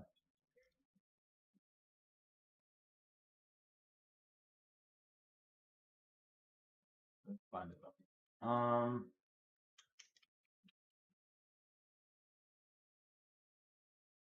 So it's getting it as input check 2. And so the code, the issue is that the writer code has no way of knowing if that was appended data or if it needs to clean it. And so I can't actually remove, it's this field name. I can't actually remove that because I have several scripts that's what they rely on for the comparison, but the comparison shouldn't use this. I'm just worried. It's like one of those things where like you remove this and then like it fixes this one script, but then it breaks other code. So I think what I'm actually going to do is not support these. maybe not even support these as ones that can be edited. Those texture types, I just, again, might be useful, but another stupid edge case, man. Let's see.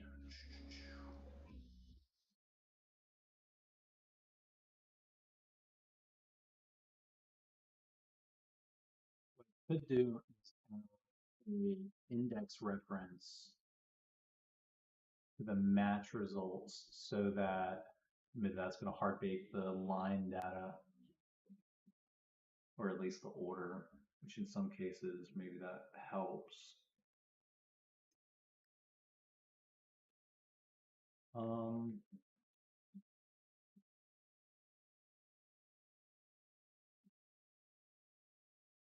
well, let's remove this really quick. No, that's not gonna work.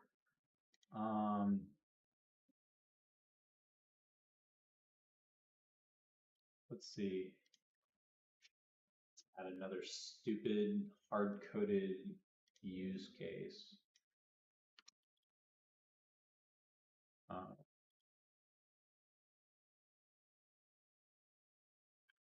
First, we're going to string field name.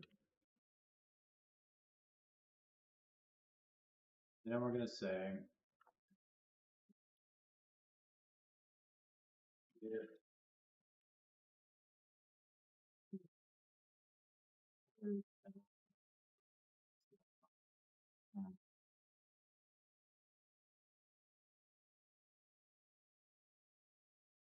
well, actually, no. Say if field identifier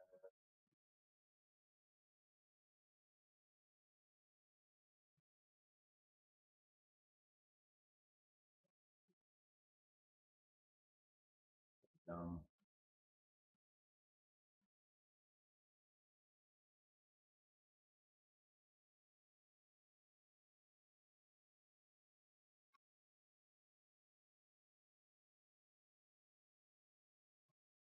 if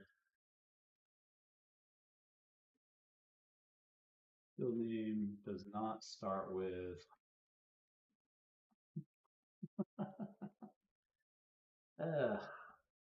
dumb.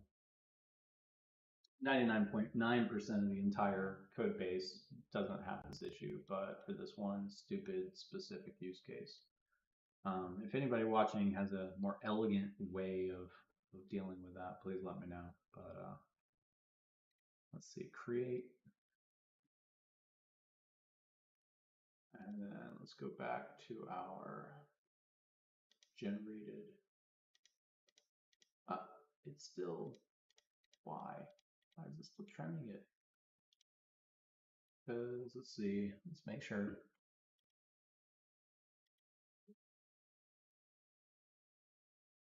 Must be another.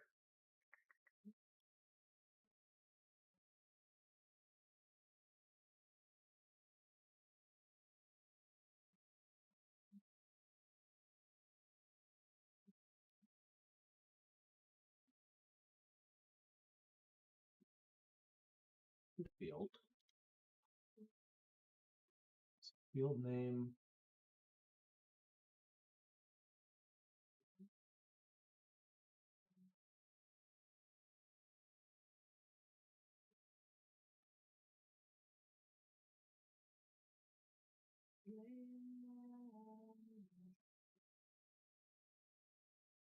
That up.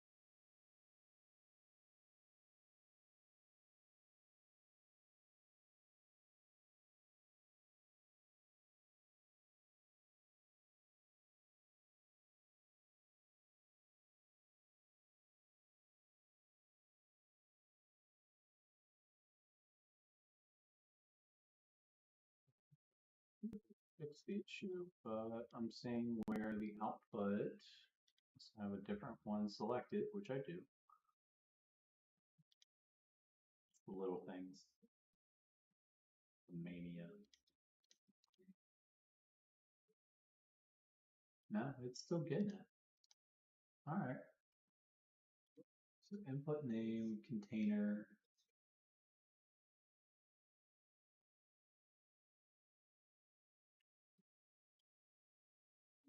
What is it formatting the output? Like that.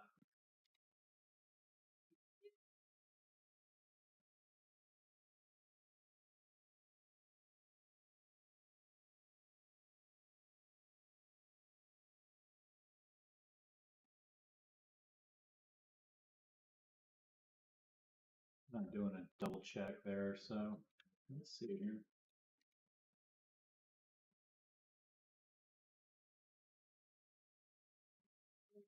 Yeah.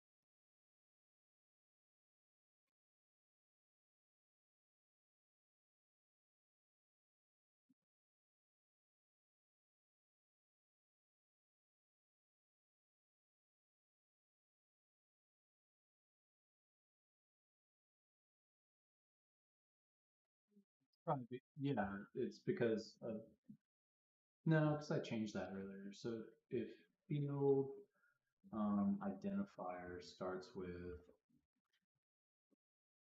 so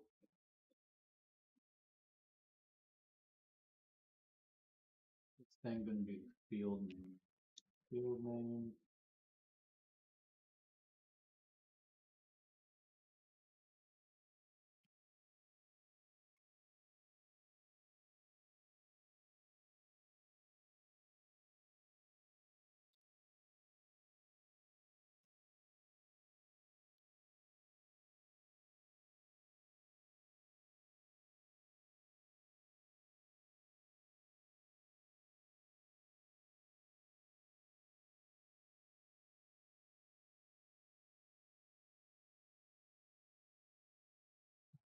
Should be able to follow the trickle down here. So say right.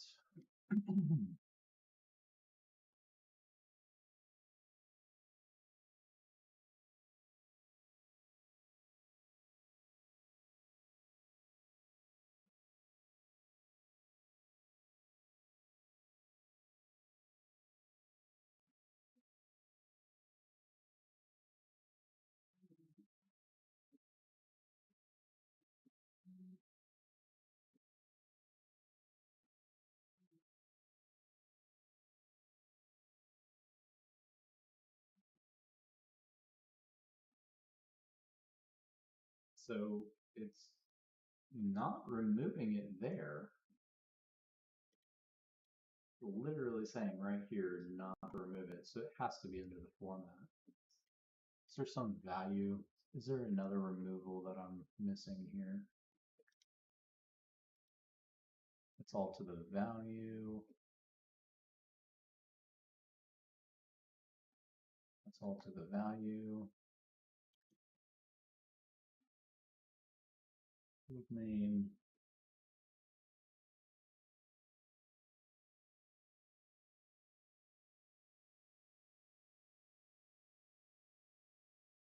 What am I missing here?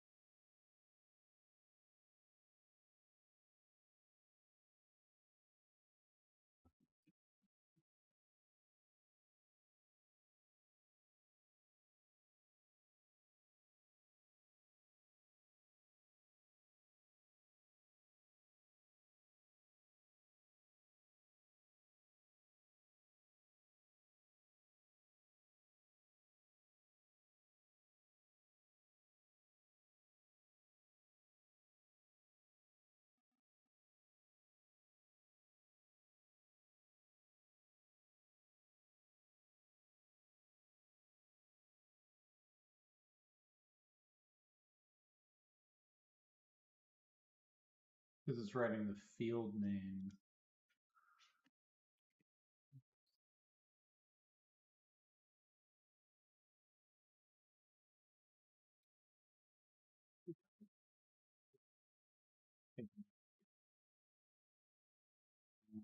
There's going to be field identifier.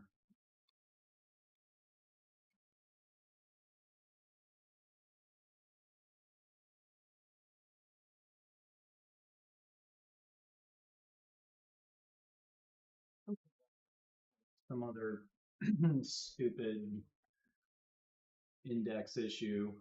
100% match. Woohoo!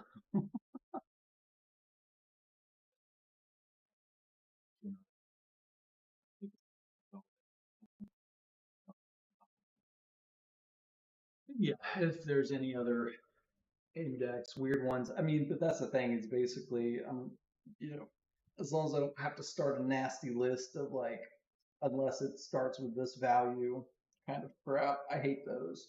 The Infinity Designer is full of those, and I'm hoping with the refactor to that code, I can kind of create some better standards. But it's like,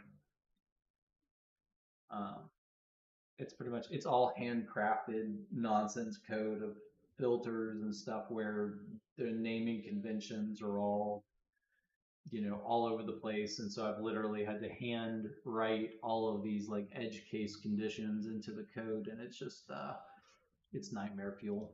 So let's see. Let's go back to our generated data. It's writing the new texture types, so we can get back to this. The other one was, I guess, looting. It didn't like. Ah, I just drug it over Unity. It's another fun one. So if Unity is doing something and you drag files across it, it locks up your interface or your Windows Explorer. It's one I've learned about way too many times at this point.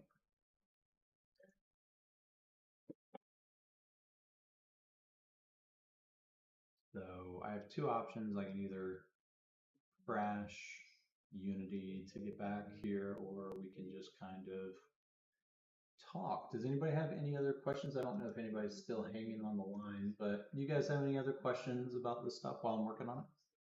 Happy to answer any questions you may have.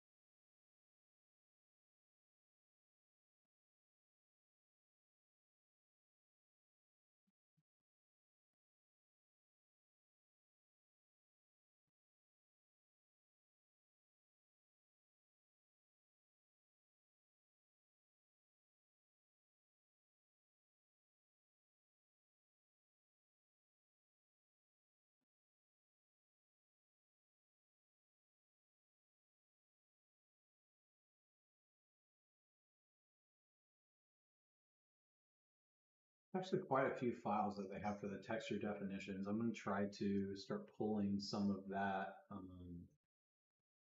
into the refactored version of the Infinity Designer if it proves to be useful. I was talking to some of the other modders, and they were saying that this doesn't tend to be super useful, but how the data is being written out of the RPX can be a challenge. And so supporting all of those vast different types of data coming back out is a thing. So potentially adding that will be useful, at least for reference, but also changing maybe the quality. I'm really curious if doing the fallback sizes or any of that will actually change anything, or if that will end up causing crashes. I don't know. I've never actually messed with any of these texture types. And I also don't know if this engine is actually loading any of those, but at least we've got one more file set that won't cause crashes, because that one will actually cause a engine crash, which means it is getting loaded.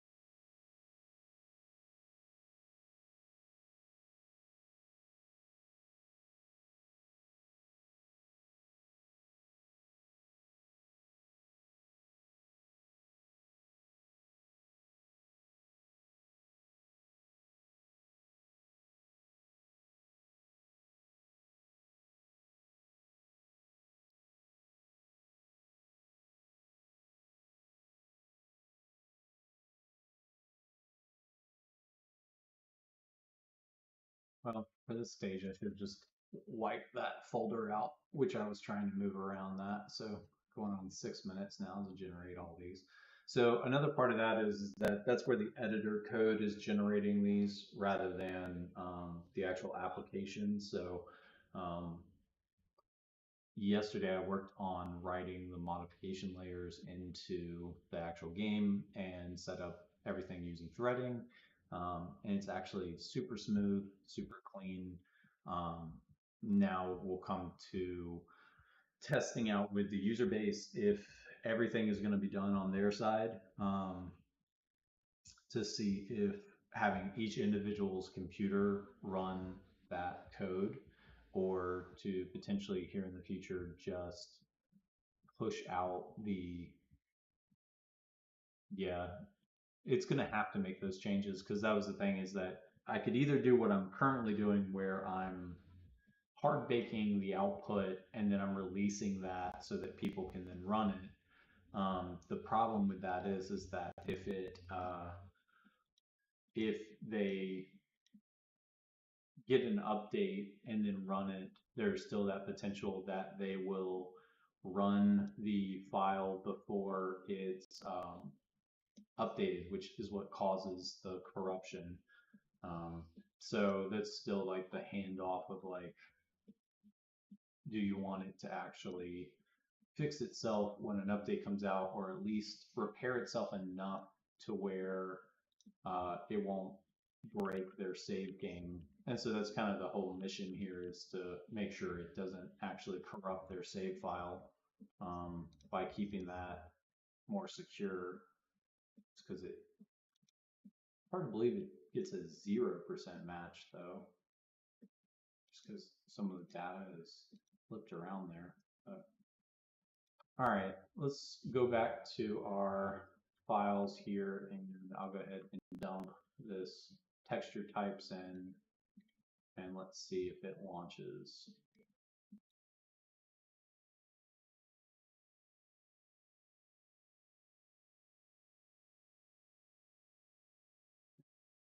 At least that one's fixed.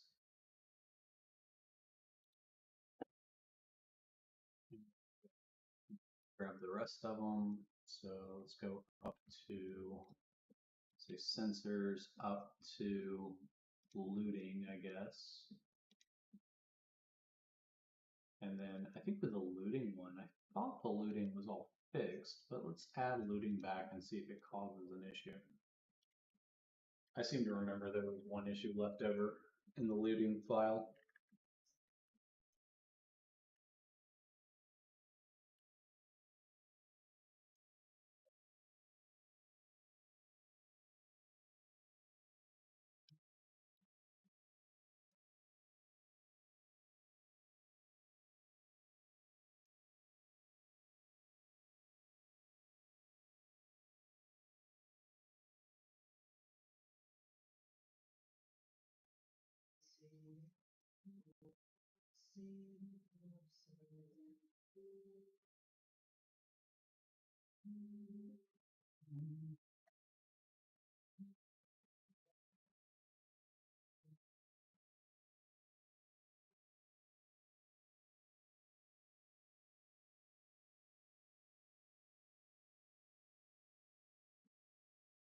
Appears to be working just fine.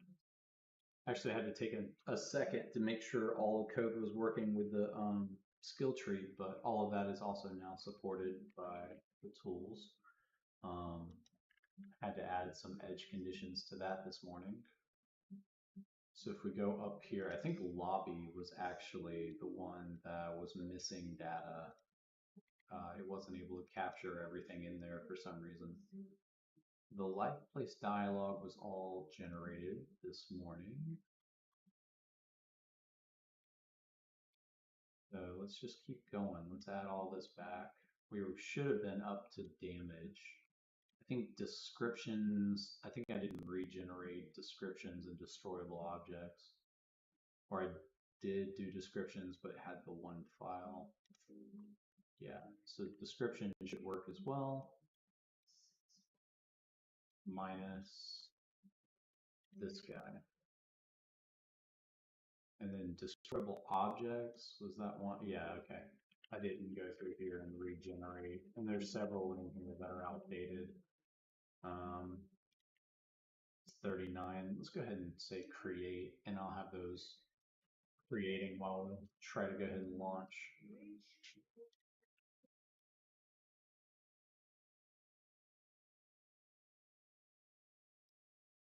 Took a second to get back up to this point.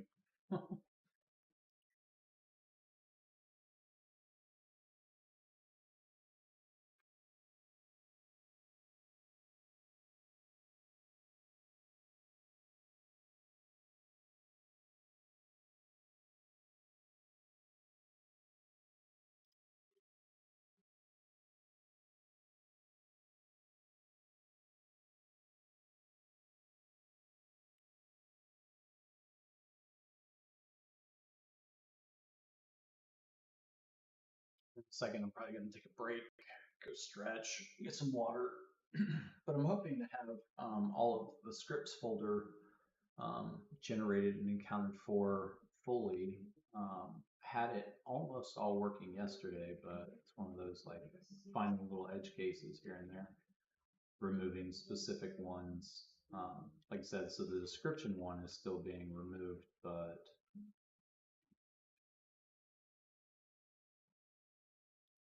good. Go ahead and check the logs.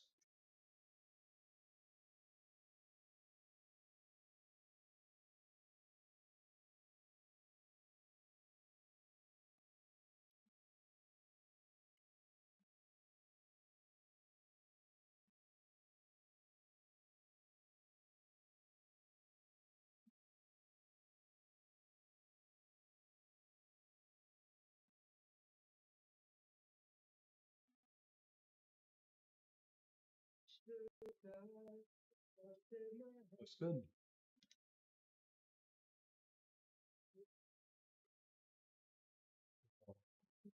And then the order here. Looks like there's one there. Where's our definitions? That file. Let's check that really quick. So scripts.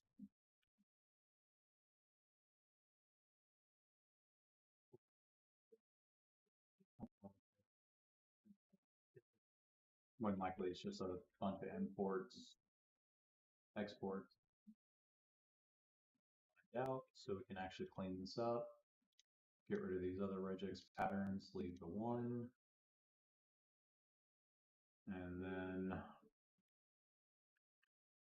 we'll just check another one while we're here. So create destroy CS, create CS. We got these chunks. Everything's probably getting converted to where it's nice, opened up, empty. Okay.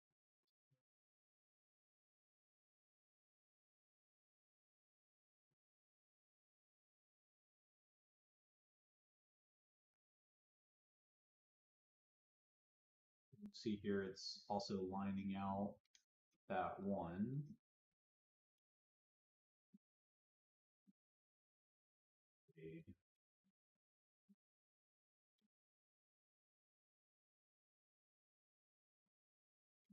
Okay.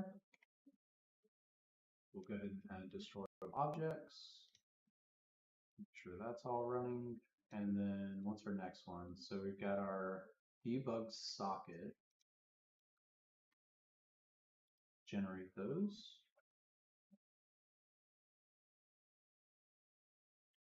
100%, 100%. And then next is our custom effects. Again, looks like, so it's annoying. It's like where I sit here and I just task it to go one by one. It seems like where I'm adding, you know, thousands of these things inside the editor, it seems like it doesn't fully save the data. So I'm guessing that it's generating the data just fine, but it's not going through and updating my percentages and updating if it's locked or not. And so with some of these, you just got to regenerate it. So we should have the sockets now. So let's get our debug socket, and we'll even, I'm not going to drag it over the working Unity this time, lock up everything. That's not the right folder. That is the original game data. We want the modified one.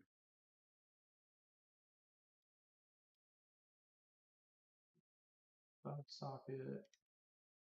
There we go. So we're going to launch testing out the destroyable objects and the debug socket while it's generating those custom effects.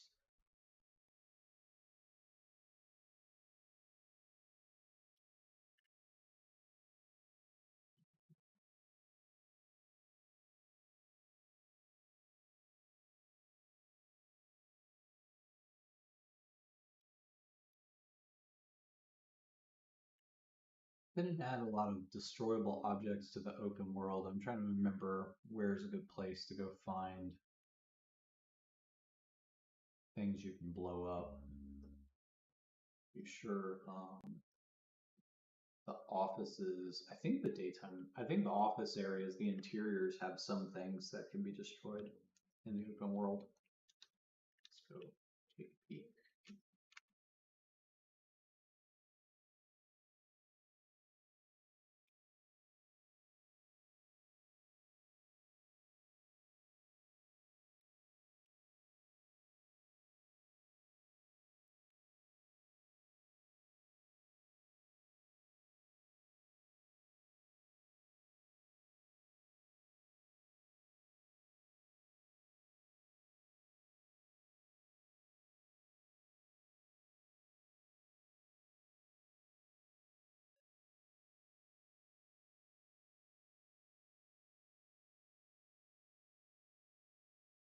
I think this can be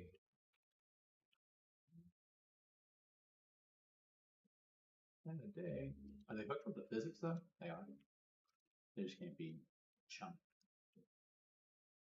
I actually don't think that there was many things they left from the original code that can be chunked.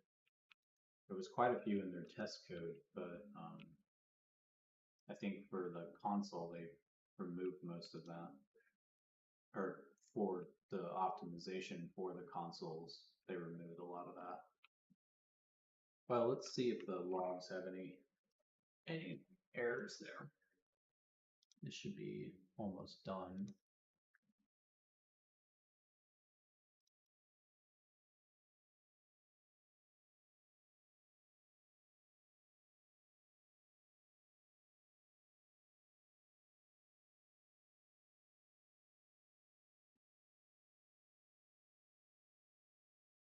Yeah, looks good. So, yeah, looking good so far.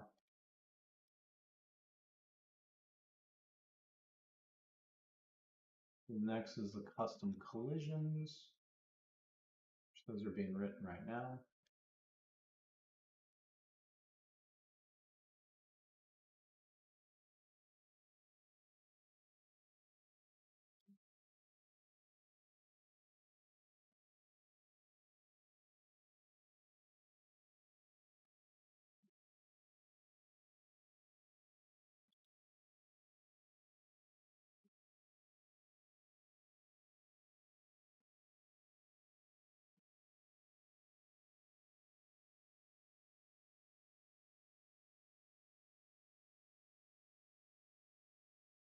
So it's kind of cool. It's like if you did create a custom weapon and you wanted to tag some of the audio events to that custom weapon, this is where you would go.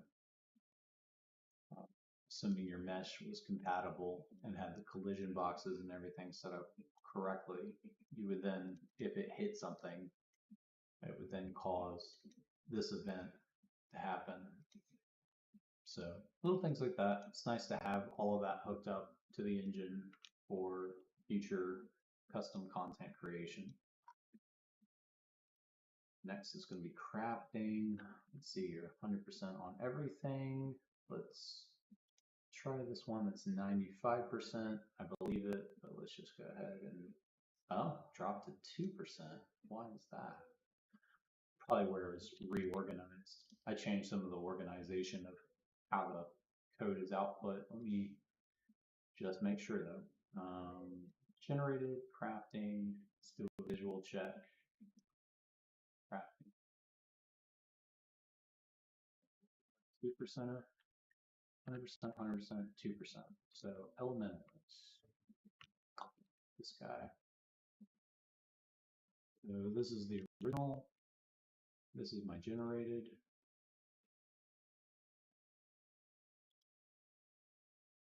Now, why did it get, I guess a lot of these are the same name. Does it actually have one that's lined out? Interesting. So where is it getting lined out?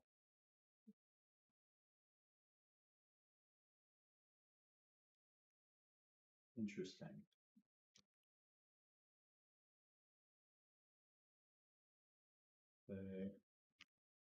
That doesn't exist.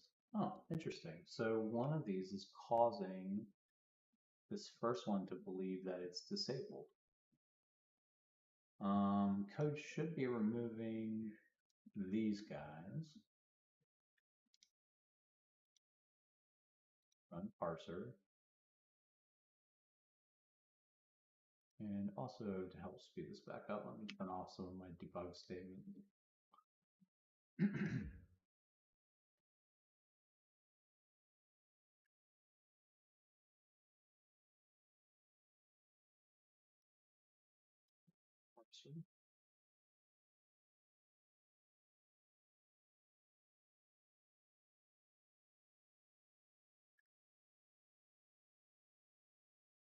So this first one is getting read as disabled, which definitely will cause an issue. So let's go to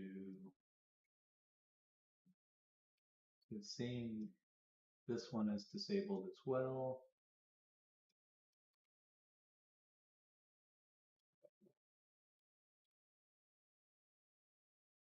That one, so that one is actually disabled.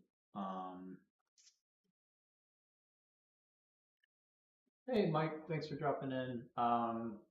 New update for I Am Legion, new update for the tools to get released. Anything specific you're wanting to know?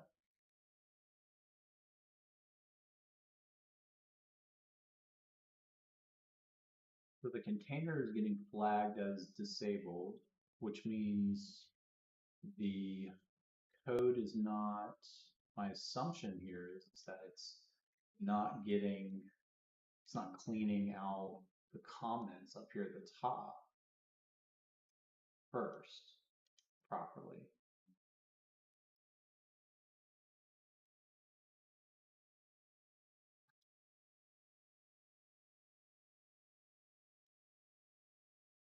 It should be.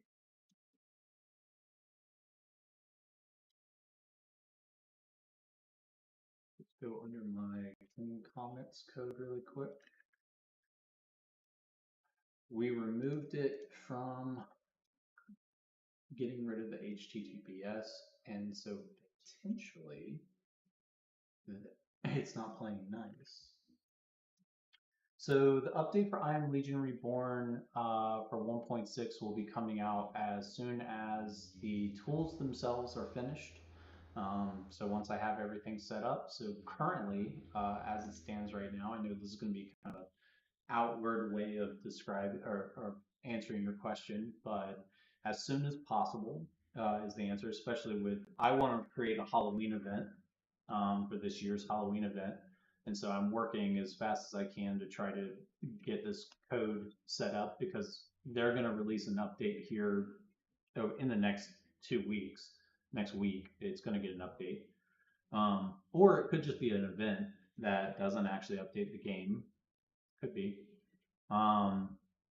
So for my Halloween event that I want to release, I want to use this tool and I want to have all of it refactored so that I can release this and use the new installer process so that you guys are using these new tools rather than what it's currently doing. And so to get to that point, I have to basically make sure that the database is able to write all these files, which is what I'm doing right now. So as soon as possible is the answer really. It's close, as the title here says, finishing touches on the unofficial dev tools. Once this is able to write 100% into the Dying Light 2 engine, I've already gone through the process of starting to pull over and convert I Am Legion over to this format. And that seems to be working really well and really smooth. And so I'm hoping to have an update out here in the near future, but I'm pretty much powering through and working full time on this right now, trying to get it finalized so that I can use it and get it done. So as soon as possible is the goal for sure. I hope that answers your question. It's one of those things of like, I would like to have this out, sooner rather than later, but it really does.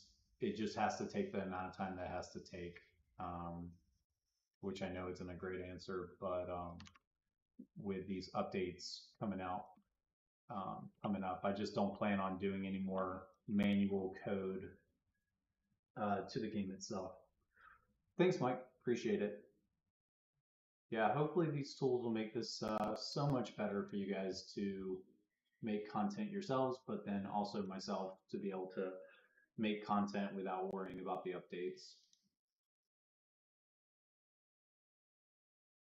It really is. It really is where it's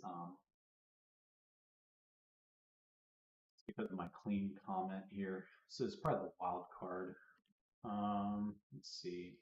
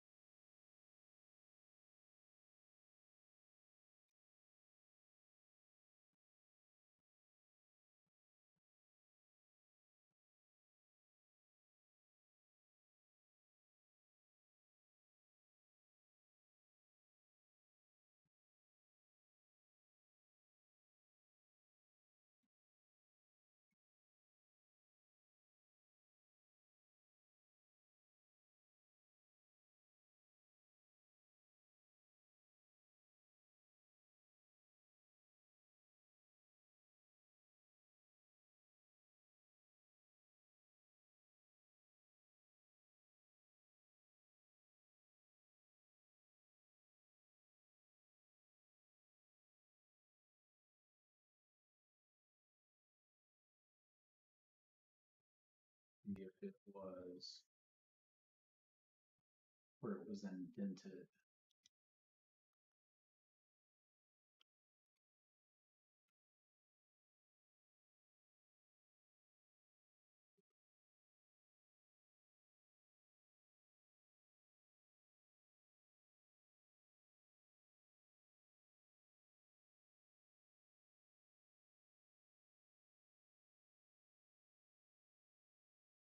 Okay, so that then has that back at 95%, and then let's go back to the script that needs the very specific stupid use case of needing to need that code.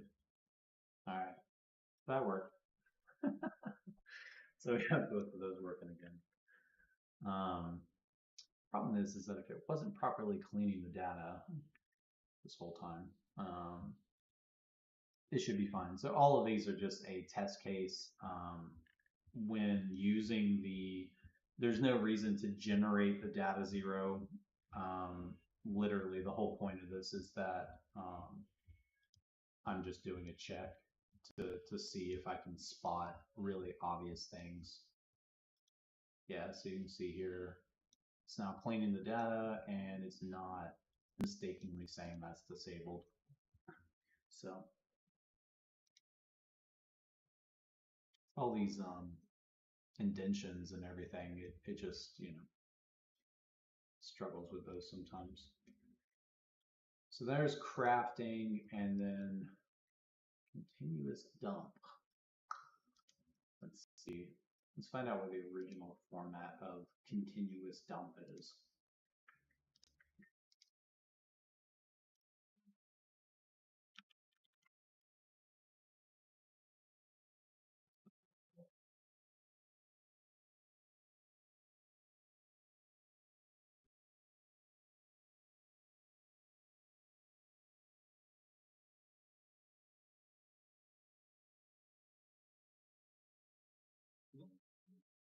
Interesting.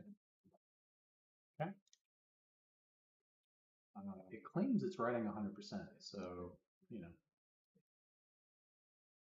works, it works. Let's see, containers, also 100%. Create it again, just where we're cleaning up the code, make sure. Shouldn't be a generated city folder. Let me make sure there's not generated. Yeah, there's not. So let's go back up to challenges. We regenerated all of those. Those seems to be working well now. Hit subcontainer looks good. How about bounties? So we got varying percentages here.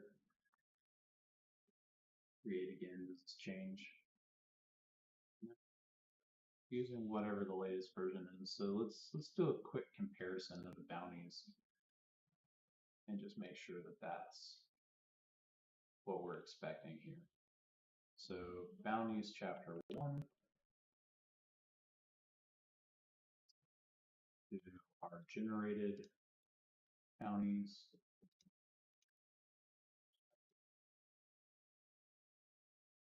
Again, hopefully those don't have to be in order. Oh no, that's all in order, I think. Oh, it's where it cleans up it's because you have multiple nested containers here that are just printed differently, so that splits them out, cleans them up. We go down to our achievements here. Do a spot check.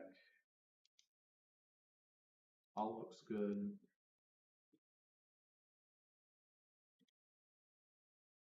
And then let's kind of see how it ends. It's the same thing, just over and over, different bounties. Okay. So we'll add bounties, and then what about barks? 100%, 100%. We've got a couple of lower percentages here. Let's take a look. So the bark data, let's try to regenerate that, just see if it gets any better. Doesn't change. So let's go peek at the bark data. So So these are the calls that the players, or not the players, but the different enemies make in the world. And they exclaim. So it was bark data, yeah. So this is the printed version, and then this is the very busy, commented version here. So it's kind of cleaned up a lot of that and made it easier to kind of follow. Let me kind of spot check it here to make sure it didn't.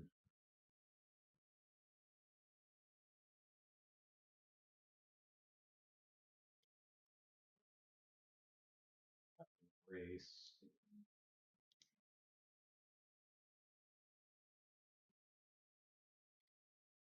Like they were trying to support unique calls by race before. It's kind of fun. 100, 100, some various. I don't see any that are like 0. I just saw 4%. There's a 0. Audio script deaths. They generate.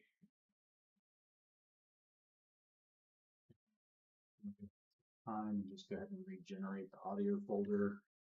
Looks like it. Just again, it's where I loaded like a couple of thousand different ones in and told it to write all of them, and for whatever reason, through the editor, it sometimes skips saving the data. It outputs the results. It just doesn't quite update all of the values for whatever reason. So I'm going to go ahead and update that. The goal here is that when I do my next project report, that I'd be able to see a percentage of all of the written files so that I can confirm that they've been written before and tested. This will help before actually outputting this for the community to use.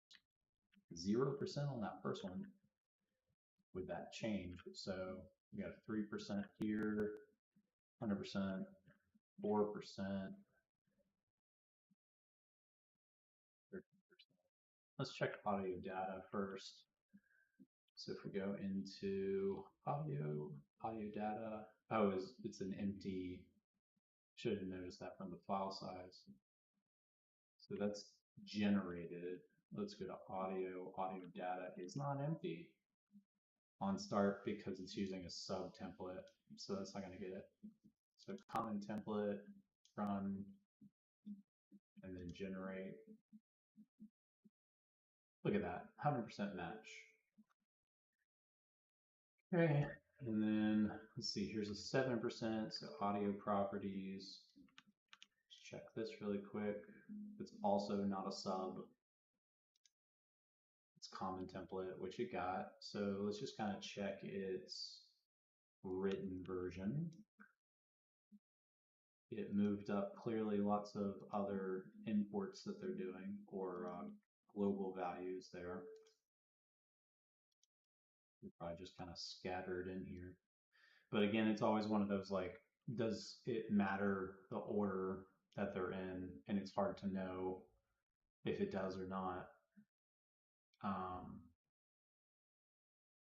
So the only way to know that is to just kind of test with the engine to make sure that that is writing all the data correctly, and that if the order does matter, so far we have like one file, which is the descriptions, that it's like it wants to import them at the end of the file. So potentially what I can do is like with the definitions asset, go in there and try to set it up to where when it writes, it uses the definition file, if available, to change the sorting. It's going to take a little bit of work, but potentially do something like that so that it's 3%. That's fairly low. Audio emitters, yeah, for such a large file, but I'm guessing I know why this is. Auto emitters, not audio. Lots of comments down to the actual code. So it resorted all the meshes up to the top here. Are there free floating meshes? I'm not seeing that.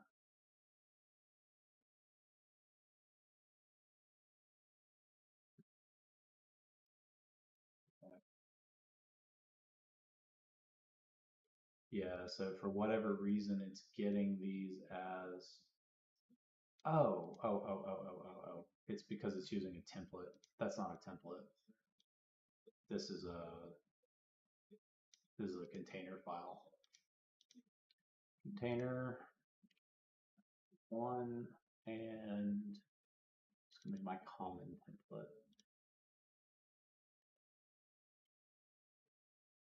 Then let's check that again. Here's our generated. And see, that's the problem, is like so much of my code, I've been trying to like make it to where it's not possible for it to return values if it's not properly formatted. But there's too much there's too many possibilities for the code to accidentally say, yes, I will capture this. And so I've added a lot of edge cases to the data, or to the regex patterns and the parsers, to try to help limit some of those errors, but they're numerous.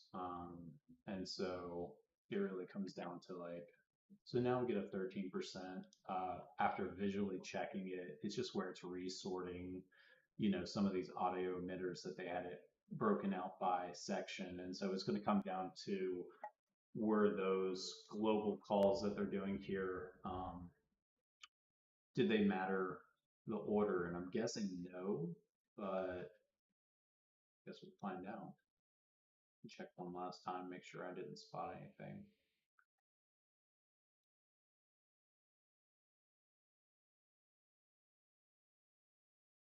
We said 3% was pretty low. It's up to 13 now, so still not great. Let's check our sound group. Sound groups. This is a container, which that's right. Let's check our output.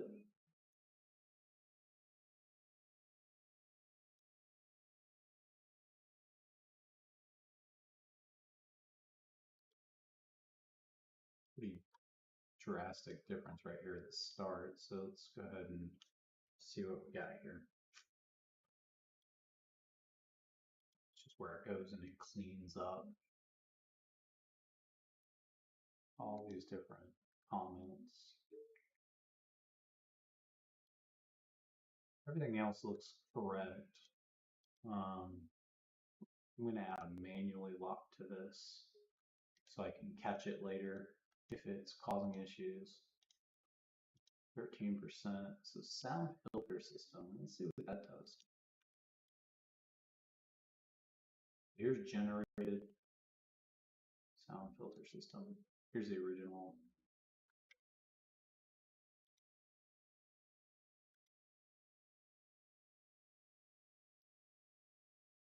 Export values. If we go clean these up really quick, visually inspect, you can see here that it did actually miss. No, it didn't.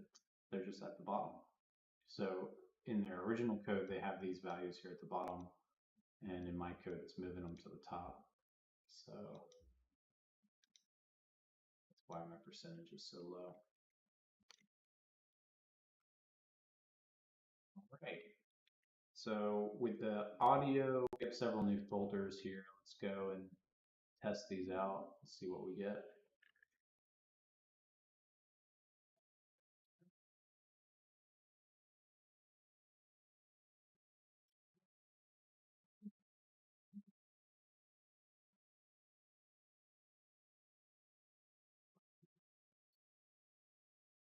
Go ahead and hit launch and just see what we get.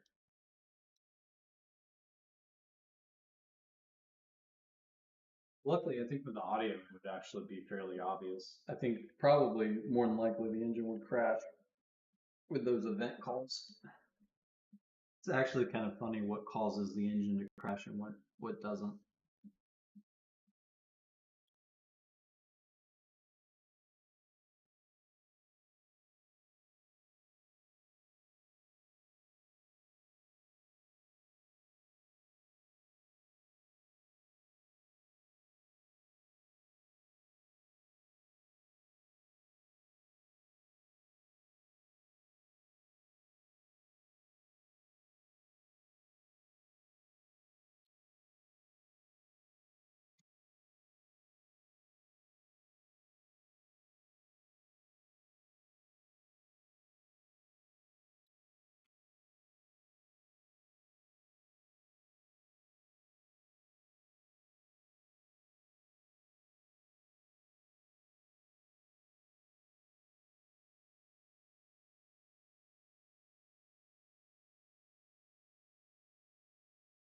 Sometimes it helps to just play the game for a little bit.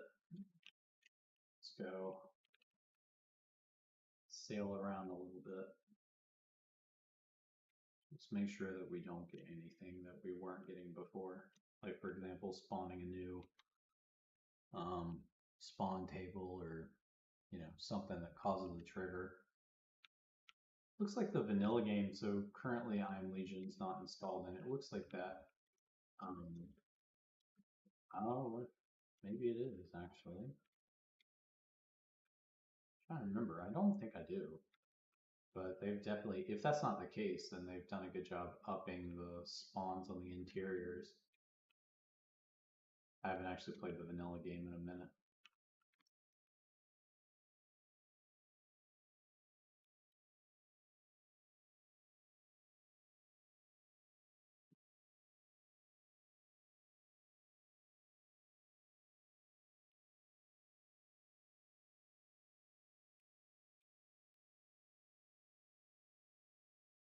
Yeah, I think we're good so far. So let's go check the logs, see what we got.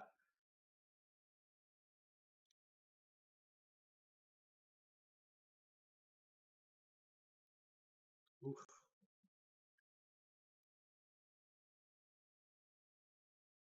Yeah, so I randomly get these. I'm not sure kind of why those show up or don't show up, but so we do have the links again. Oh, because I didn't regenerate.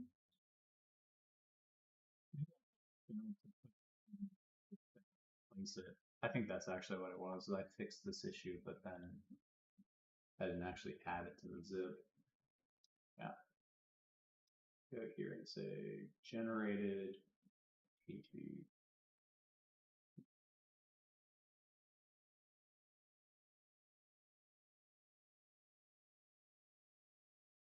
Okay. Let's get back.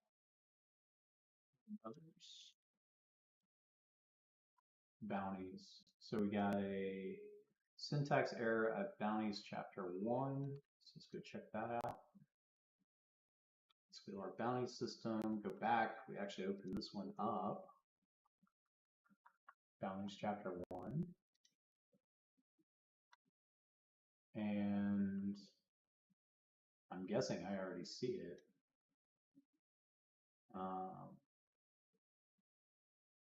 That looks fun. So this is, no, wow. Okay, actually that's just part of the, hang on. Open, close, okay. No, that's just actually an if statement they added to the bounties. Okay. Let's go back to the, I'm gonna actually clear this because I'm getting a lot of scripts at this point. Let's clean this up, make this a little bit easier. Lots of comparisons here. Those tabs to the right.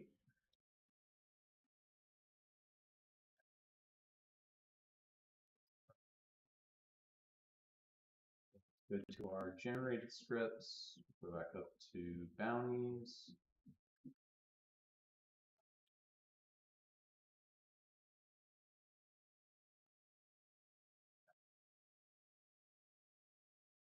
You can already see that it's definitely expanded this more where it's pushed these out, but where does the error come from? So go in here, line 55. So line 55. Else?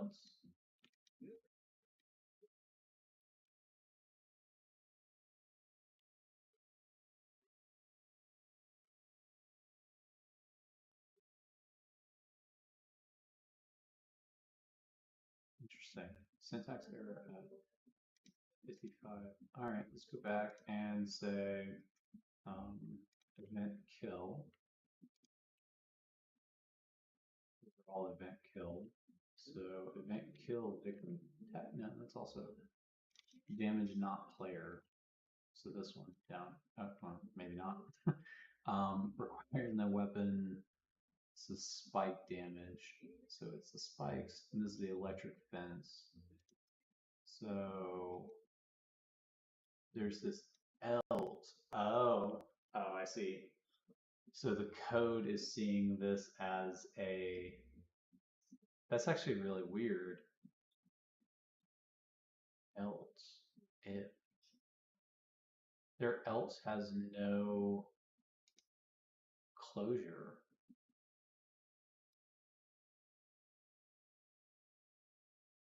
Oh, because it's an if or else statement, so it doesn't need it. So if and yeah. Okay. So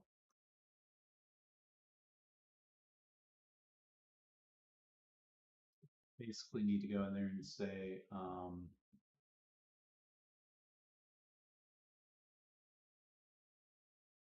container name is else. Specific with that. So let's see, container parser. Let me turn my debug code back on.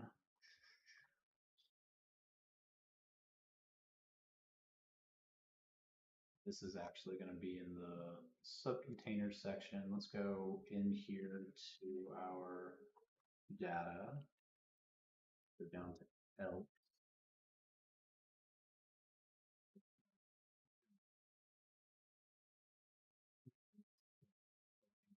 How it needs to be. We'll basically just say in the subcontainer writer that if the value equals else, that should be fairly straightforward. Write container, say, so what it's doing is it's adding, if it's null or empty, so if the container value is null or empty, then format it like this.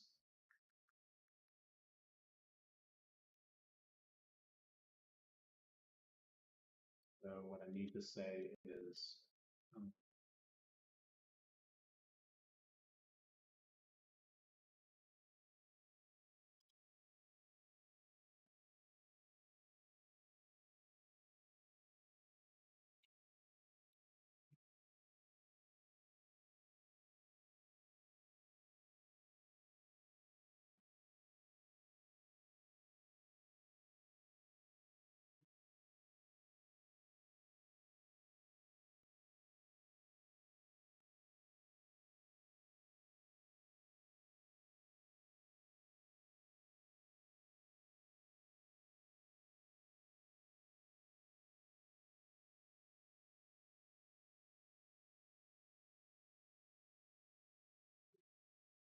that's super straightforward. I like it.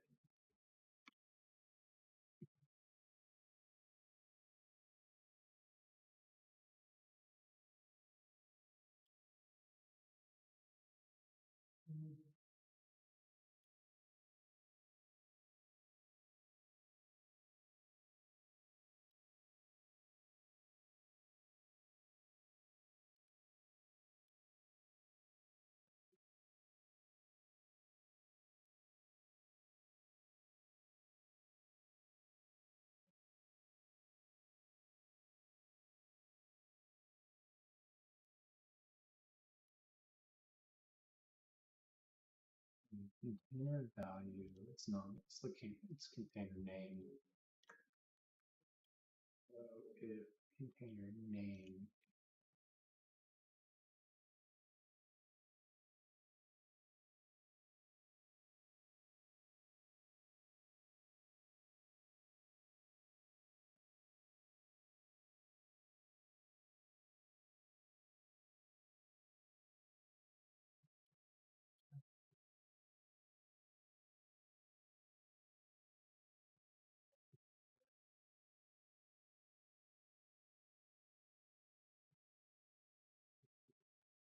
we're still pulling, this is the only time they use an else statement anyway.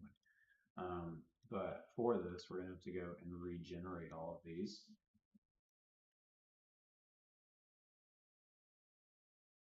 Hello, sir. Or sir or ma'am, I can't actually read your name. I apologize. I don't speak Russian, so I can't say your name. But welcome to the channel. And as far as adding custom weapon models adjusted for the ones that already exist in the game, yes, it is possible. Is it easy to do? Absolutely not. Does it take a long time to get to the point where you could do it? Yep. Um, it's going to be a skinned mesh. So because it's not going to be just a mesh, it's going to end up being a skinned mesh. There's a painful process that's being looked at right now. I believe it's going to be a skin mesh. I believe most of the weapons like that were skin meshes. The guns may have just had the IK holders on a static, but I'm pretty sure that they also had a bone system. And so there are several people that are currently looking into that to try to create clear documentation. And I'm going to try to work with them to do the weapon designer side of things. So with these tools.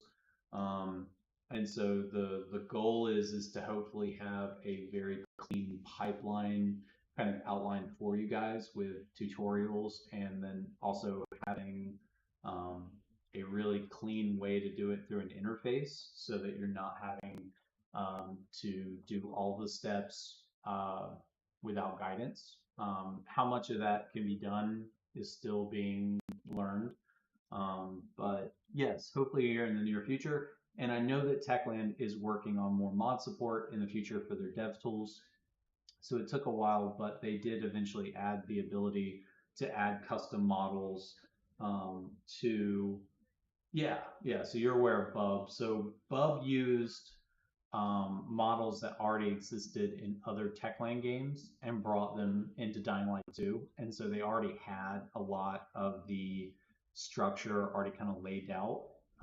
And so between him and some of the other modders, they're still looking into the specifics of what can be done and how it can be kind of spread on the word of how to do it. But the problem is, I think probably just a bigger point to kind of share is I think the challenge with some of that is that it works until it doesn't. So, if you go through the painful process of going and rigging up a model and getting it into the engine, there's a very likely possibility that an update could come out that just makes it no longer work at all. And possibly crash people's games and stuff like that. And so I think what I'm trying to do is kind of learn alongside while they're doing it and kind of asking questions and learning how the weapon designer can allow you to create weapons inside the game with what already exists. And then as the tools, as the processes evolve, then adding more tools to make that easier for more people without technical knowledge is the goal.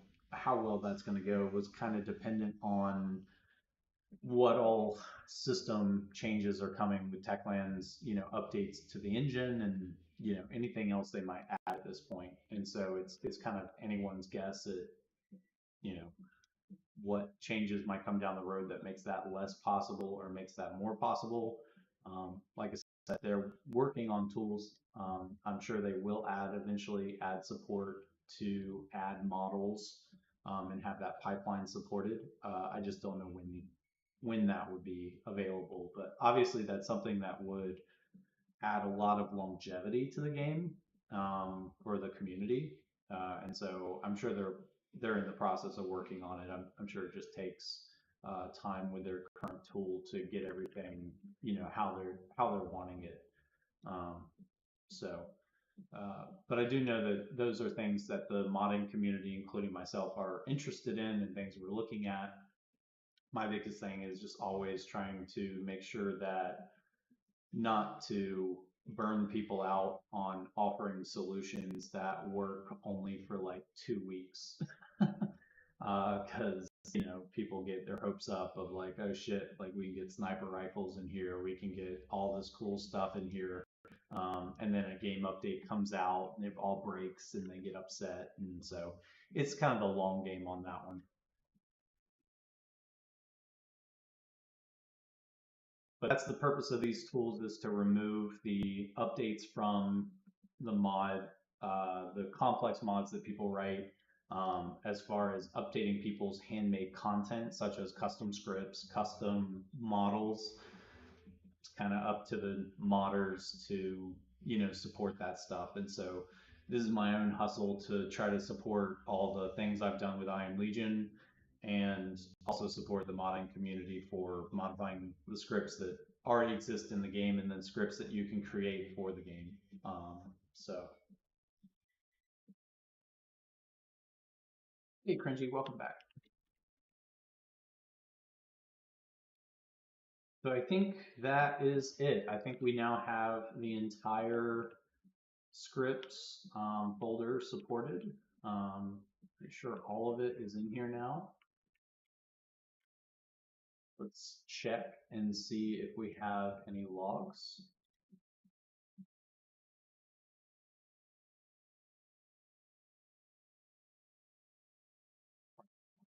No, it's failure again, yeah. No syntax errors, any errors. Oh, well, lots because of that. Um,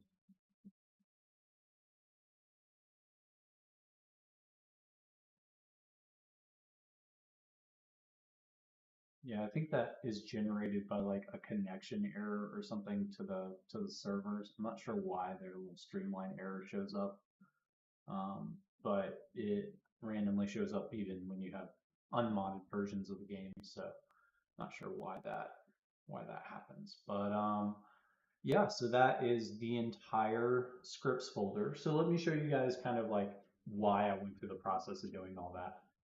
So this should be pretty cool for you guys and hopefully really cool for me.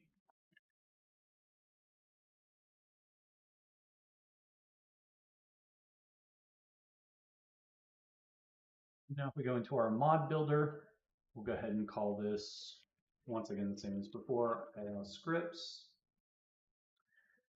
Switch to Dying Light 2 as the game, and then we'll set the mod folder to I Am Legion scripts, which is a lot of files. And then we've got our results. Let's hit build and just see what we get. So it should go through and create all the information. I need to confirm with the comparison code. I don't think it's currently doing that on threading. I don't think I introduced that because threading can cause all sorts of nightmares in your code, and complexity. So I will be adding it before the release of the tool so that this process is much faster. I don't foresee a lot of people using this often. This should probably be like a one, like especially like for me with the overhaul, it's a lot more code to compare and create this JSON. But for other people making smaller mods, it should be fairly fast, and it's a one-time thing. And so a lot of time doesn't have to go into that. It's just one of those, like, it's always nice when it goes faster kind of thing. So you can see the last time it was generated was at 7. Let's see what it generates here at 1. But it's going through and it's essentially, so any of the custom scripts that don't exist in the current game will be added to this custom scripts folder. And all of the other changes and everything are getting baked into that script changes.json. So it's baking that out.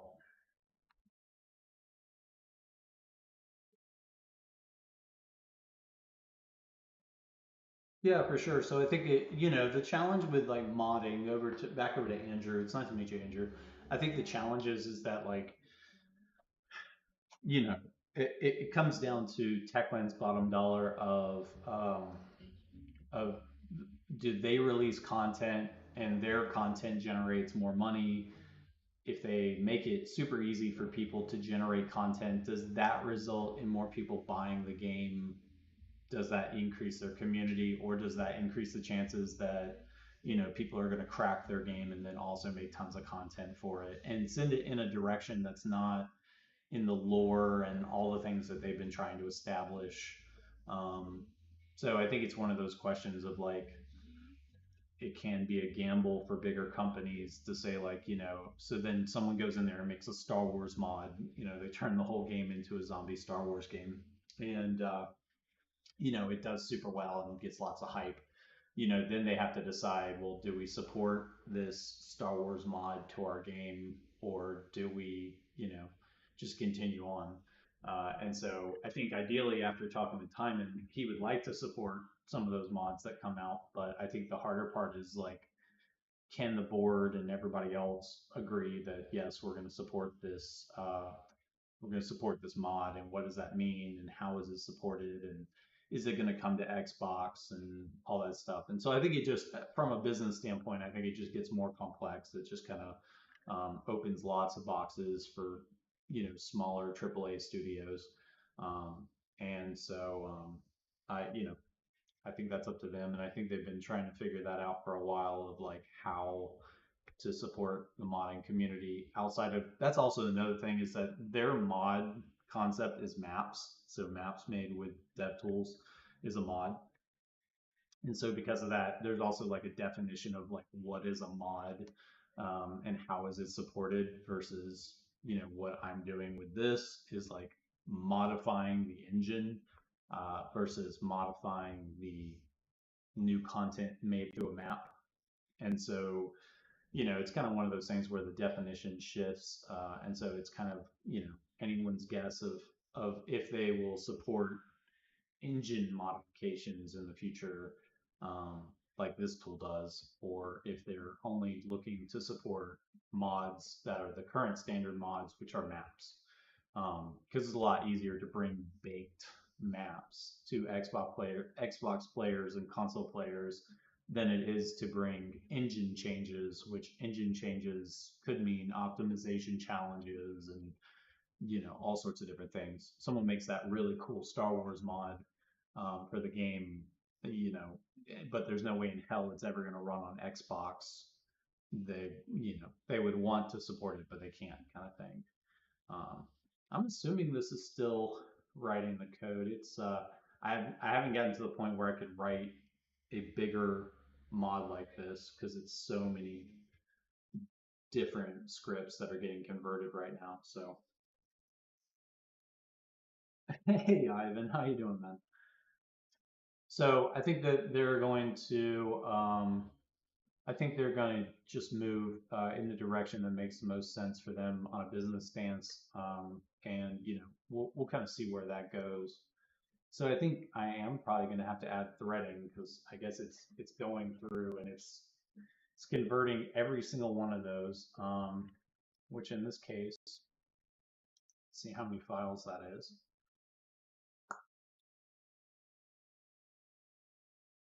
So it's only 126 files, but some of those files are massive. Um, Things like the trader files, the spawn tables, all of those, it really is a lot of data. Um, and so I wish there was a good way to summarize how many lines of code that is. Um, but it does look like it's still cooking. So we'll see if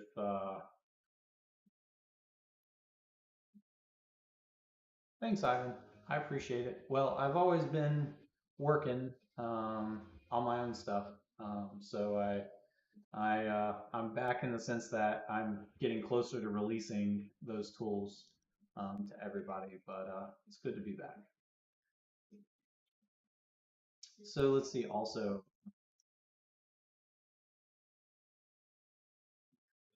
I didn't I didn't combine those systems yet. So pretty much for all of my custom ones, I'm also going to have to go through and bring those back into the main scripts, so that they're not standalone scripts. I was doing that before so that it was easier to update them.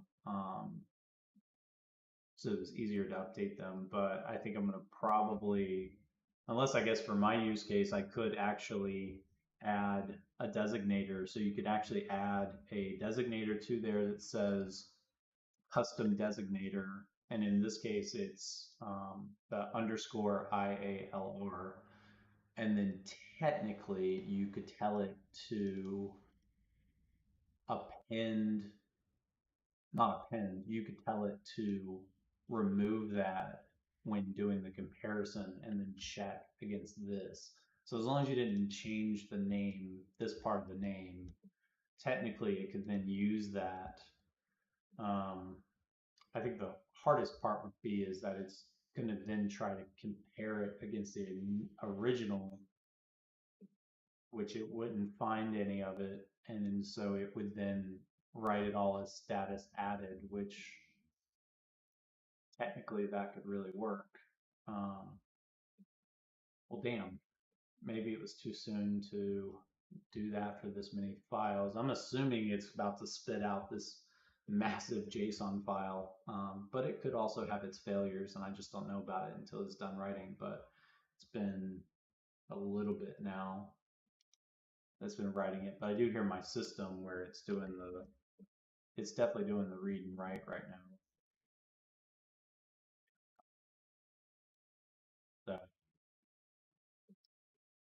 threading should kind of help that. So what I'll do is I'll probably back up a little bit, write the finish out the script editor, finish out the threading for the comparison, um, so that it's able to write this data a little bit faster, because I'm sure it's all just loading it up on one thread or one core and just going file by file. So it'd be a lot easier to just do that. But what it is doing, so it is actually doing all of this against the game's data. Another check I need to do is make sure that it's opening the indexed files from the data zero in this case, and then it's staying open. It's not closing and then opening and closing and opening each time, because that will add to it. Um, and so I need to write better code probably that gets a list. It gets this list of the locations, and then it opens that one file and leaves it open, does everything it needs to do with this one, and then moves on if it detects a different file. So that because it probably is opening and closing it every time with the code, because I haven't had it.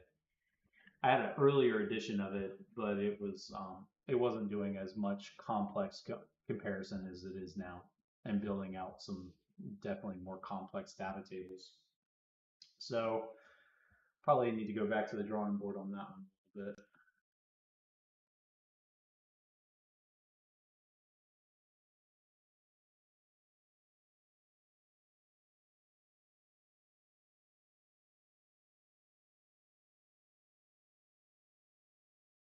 And at the end of all this, when it's done with everything, it's actually going to write all of this um, into a pack file. So what I'm going to actually do is go ahead and delete that data 4, which is where I was overwriting the data 0. And so it can create what looks like it'd probably be a data 2, unless this has the placeholder. It has the infinity desire placeholder. So um, it should create a data 2 here and inject all these changes into that. Or no, it won't, because I have to hit install. That's right. So this is just literally creating this JSON, and should have gone smaller size to make sure it was all working earlier when I tested at 7. So oh, there it goes. Starting to dump it in. Look at that, 42 megabytes worth of changes. Mod summary. Woot woot. All right. So from here, and it says 35 custom scripts. So hang on 1 second. It's a lot of custom scripts. Because it can't compare, so the collectibles and then all these other custom things. Yep, that makes sense. So we open this up. This is now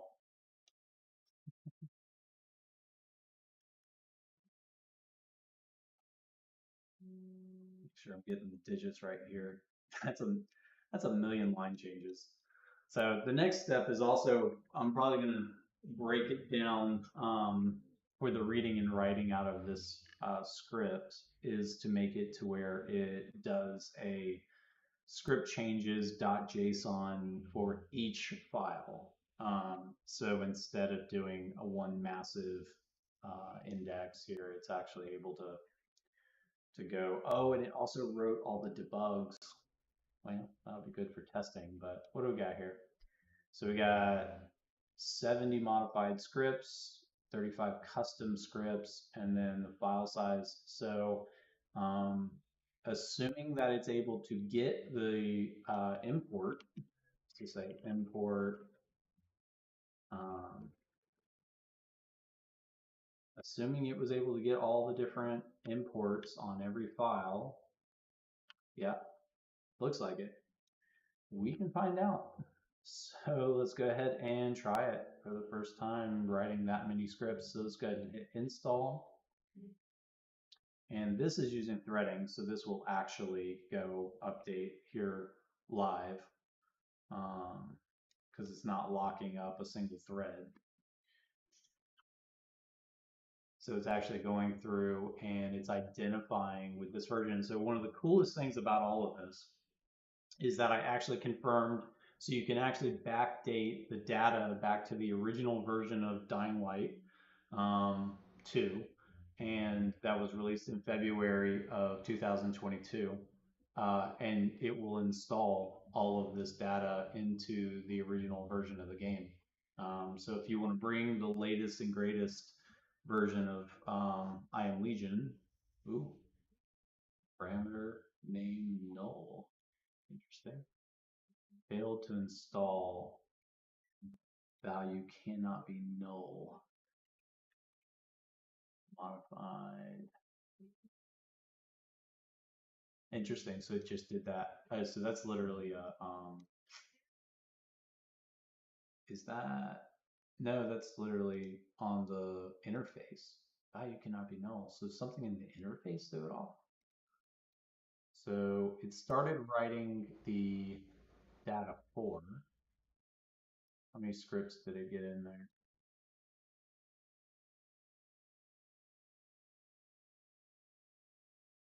That's another thing. It's writing into AI.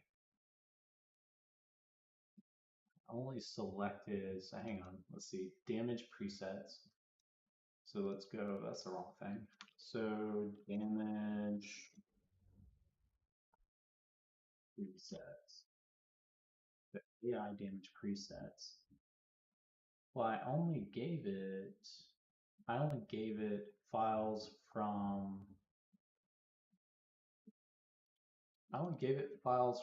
scripts, so it should not have gotten any of the AI files.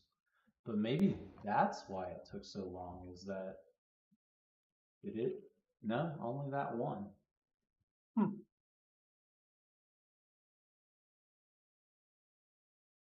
Yeah, that's correct. So if we scroll down, so all of the AI preset pool, here it all is. So every change and every different thing that's being added to the mod is being now added to this. And so technically, it looks like it did not get all the way through due to some hang up with parent container.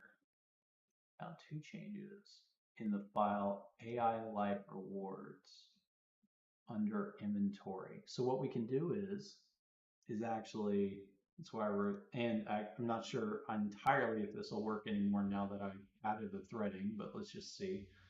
AI Life Rewards, we can go to that. And with each one of these, you can actually say create modified script. And you can go to your JSON. So in this case, we'll go to results and then AI scripts. And I can just select the JSON. And so, yeah, so this one file is causing an error. And so I'll have to into why comparison of this one file.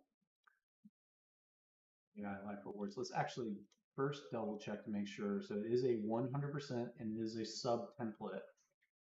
One thing I could try to do is remove how many changes. It's just literally, so is it, so before, so it's adding,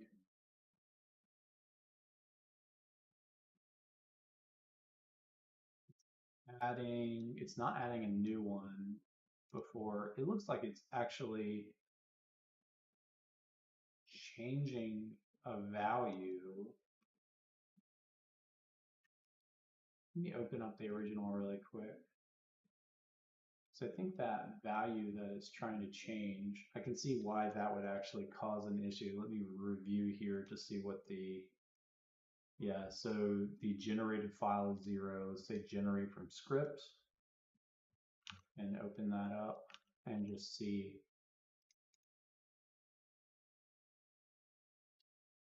So it has to do with how it's, it's the changes from where I made earlier. I got ahead of myself. It's where I have my container writer has received updates, but my modified container writer is not using those same updates. So for example, extract param name is no longer being used. So let's see. Go through really quick. Let's say rid of these notes.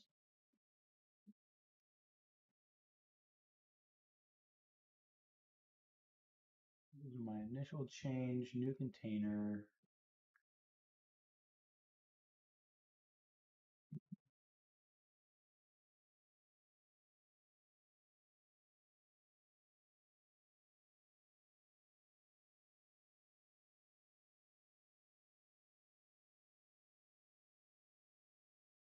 Yeah, so more than likely what is happening is where it's not able to process where I've made the changes to the params and how they're written. Um, so it's trying to compare a value that doesn't exist anymore. In this case, it's saying the value is null when it tries to do the container name. And if we go to the script change and say the script change, say container name, container value, it's actually getting the, just to confirm, this is a sub main param, not params, sub main param. So what I could do to confirm is actually just, let's try to see how far I can get through the code. To remove that one change, I'm going to have to make a note of that and go through. But we should be able to now technically go back and hit install. And it's going to try again with all the data.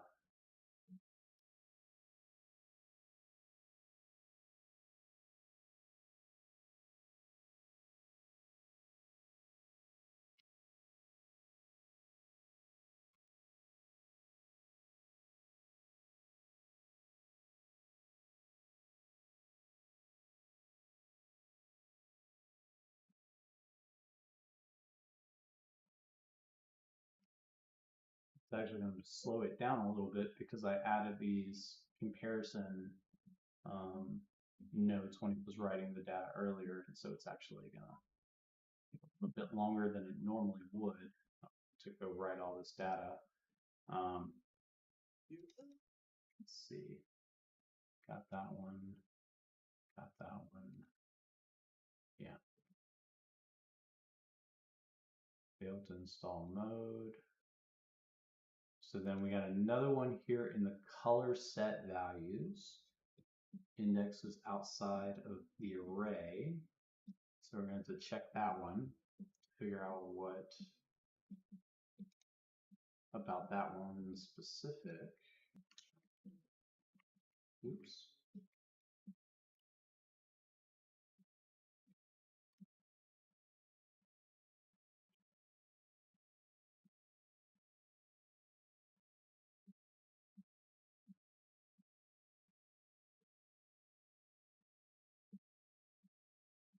I've never locked up my text editor before by doing a search here.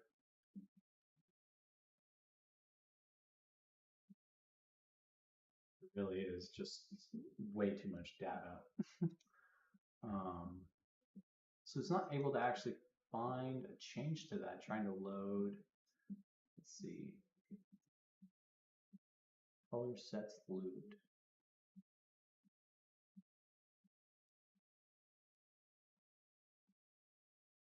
So if it's not in there, go back to our mod here,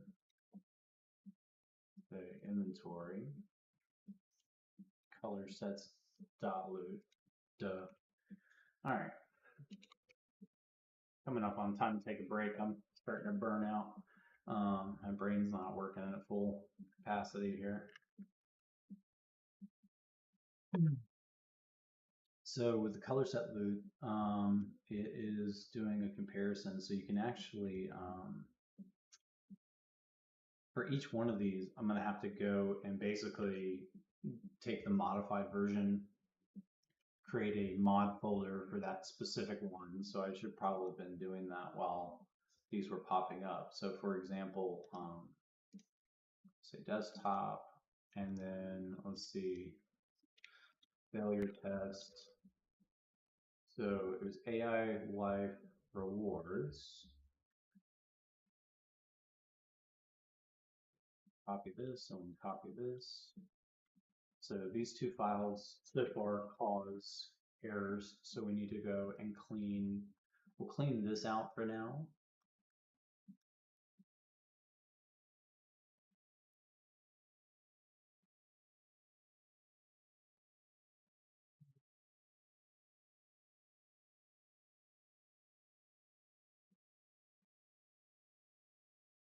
Yep.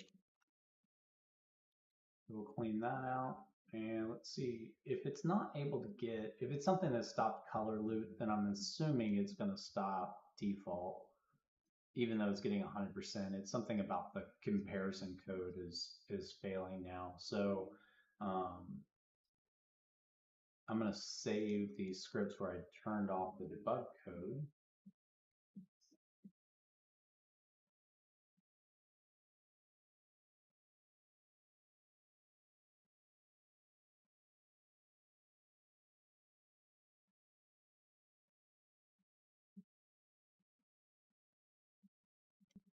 And if we go back to our source, so it's getting larger, get more scripts in here.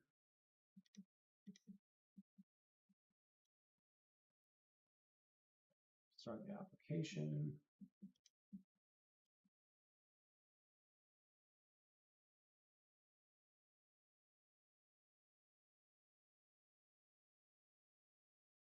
Sure thing, Ivan. Thanks for letting me know. So it's probably just where I'm mumbling to myself.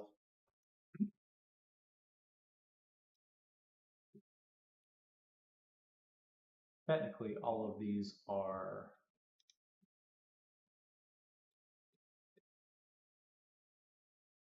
the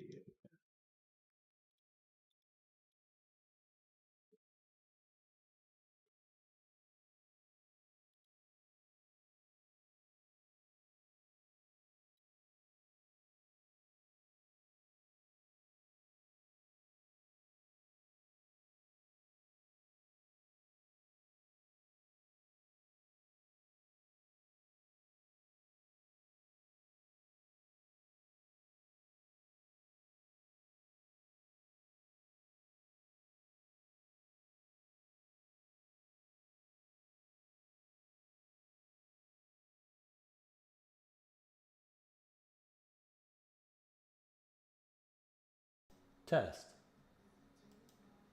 Always fun. Test.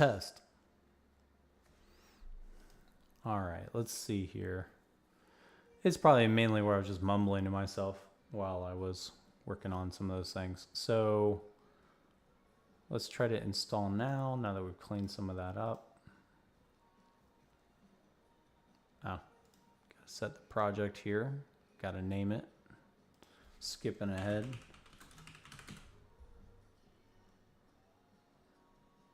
And then mod folder. We're not building a mod, we're just installing the mod. So we've got Dying Light selected, Dying Light 2, and hit install.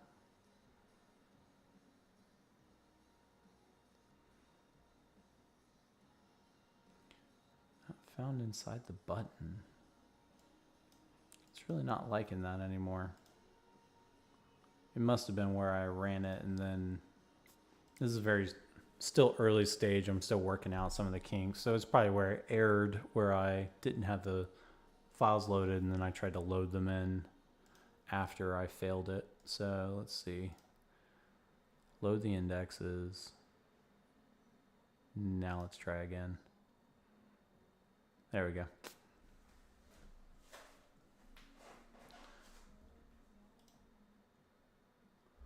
All good things to those who wait.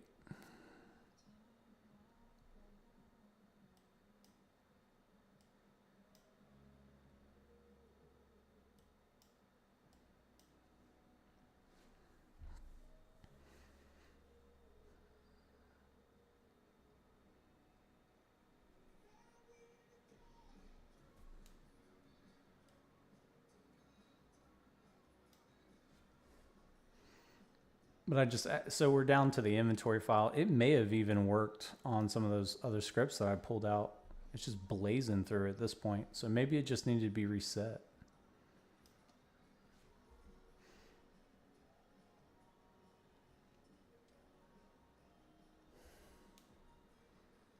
But it's essentially, so like the script section of the code, every time there was an update, it would take anywhere from 8 to 24 hours just for the scripts folder, due to all of the new content. So they are for like their inventory system and everything that is absolutely generating the output. And at this point, some of their files are so big that even parsing them and writing them, like the inventory _gen file is just massive. And so every time they came out with a slight change or something that modified the base code for that, I was having to go in there and line by line re-inject the changes, or in some cases start fresh if there were so many changes. Like for example, when they introduced the repair person into the game. So player variables. So it really is so it's the one with the params. So the params code changed, and so now it's causing it to get upset about the params. So I'm gonna have to revisit that code and just kind of tinker and figure out. So what we can do is that we can go back to our failure test, and it got all the way down to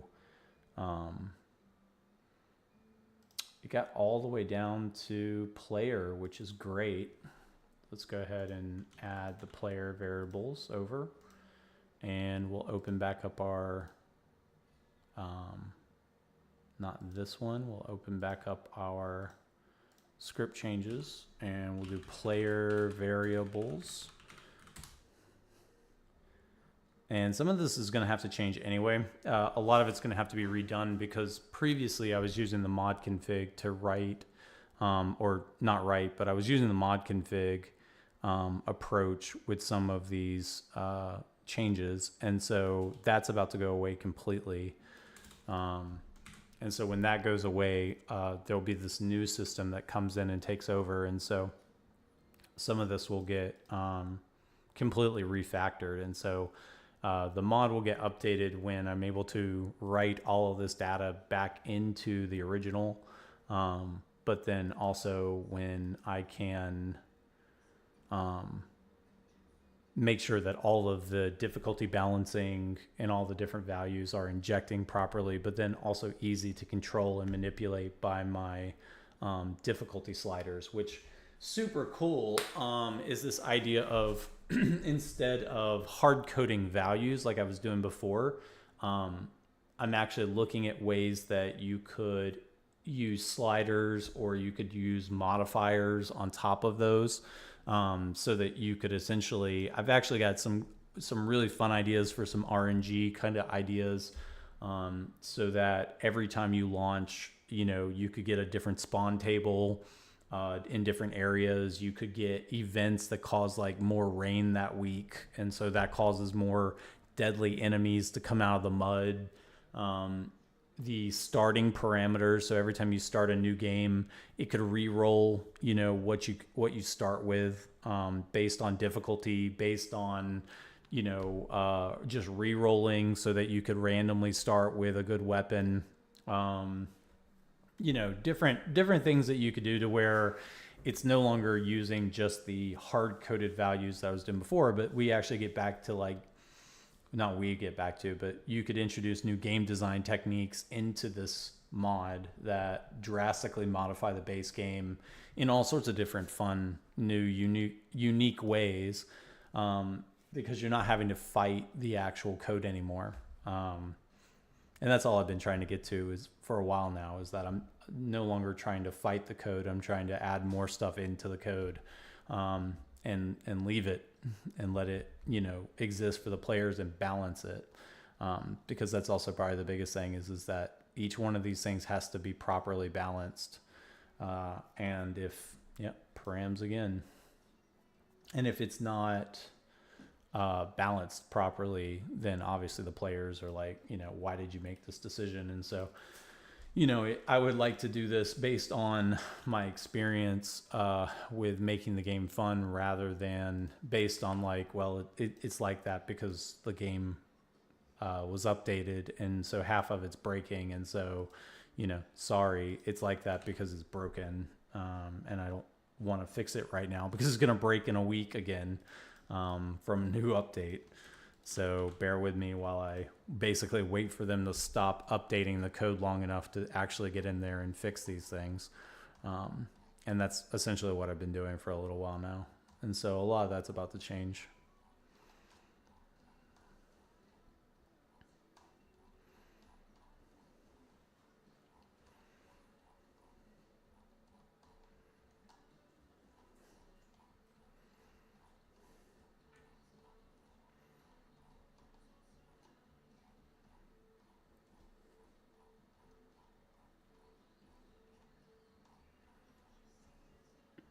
Okay.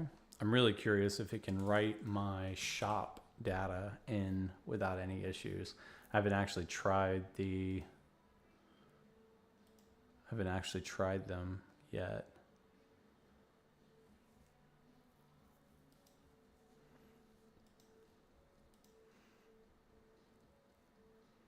All right, so that's with the params pulled out. Let's hit install again.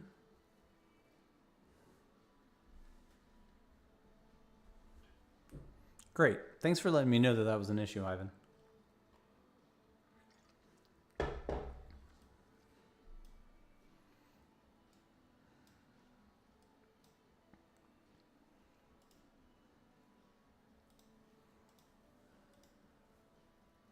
Yeah, so far every single one of these, except maybe these color sets, which I'm curious why this one failed, to be honest.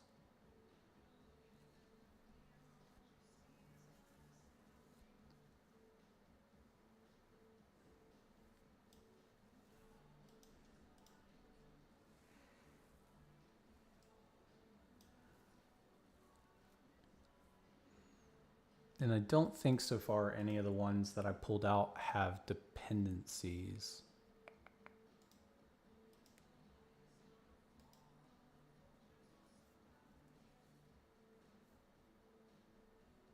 Yeah, funny enough, I guess it did write in the player variables.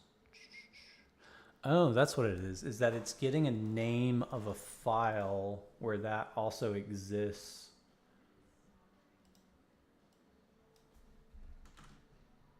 Huh. Let's see something. Under our mod, if I say scripts,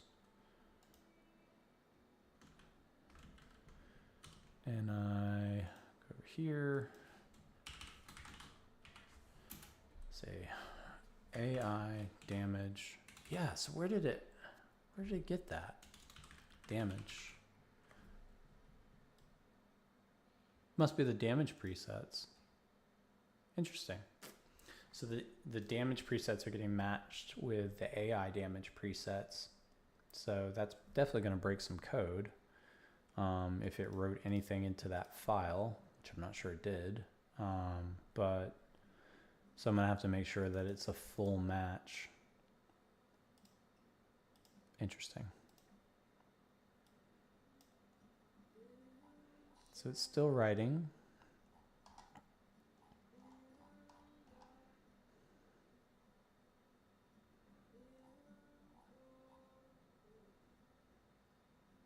And it looks like it actually completed. So if we head back over to our source,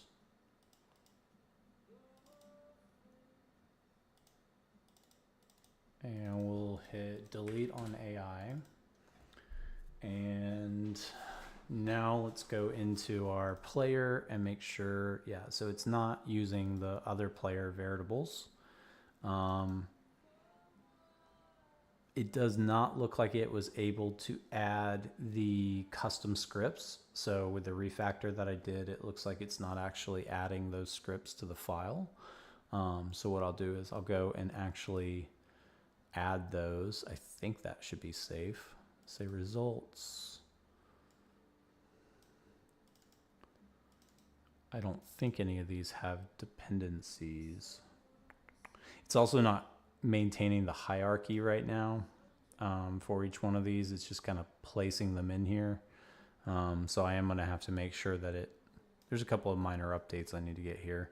But for example, yeah, there's a lot of these that are going to have dependencies that are going to cause the system to fail if they aren't present, like that. It's importing files that don't exist. I think it's also going to be asking for the actual mod config right now as well, because what I'm injecting currently uses the mod config. So we got to throw that in here. And then we can essentially just dump all of these in here, I think.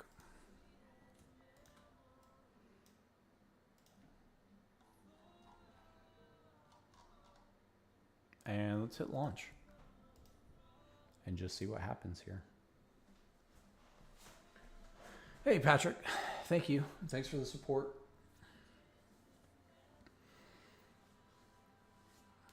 So let's see. There's still a lot of work to do with supporting the XML files. So that's probably the biggest one that's next is the XML files.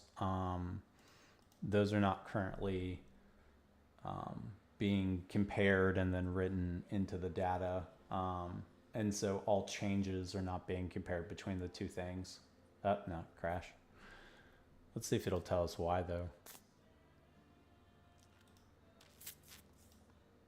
Maybe it's something minor we can fix. But I will say that obviously it's not successfully writing the whole mod right now. So until it's able to, until it's able to successfully write the entire mod, you know, it's kind of a mute point.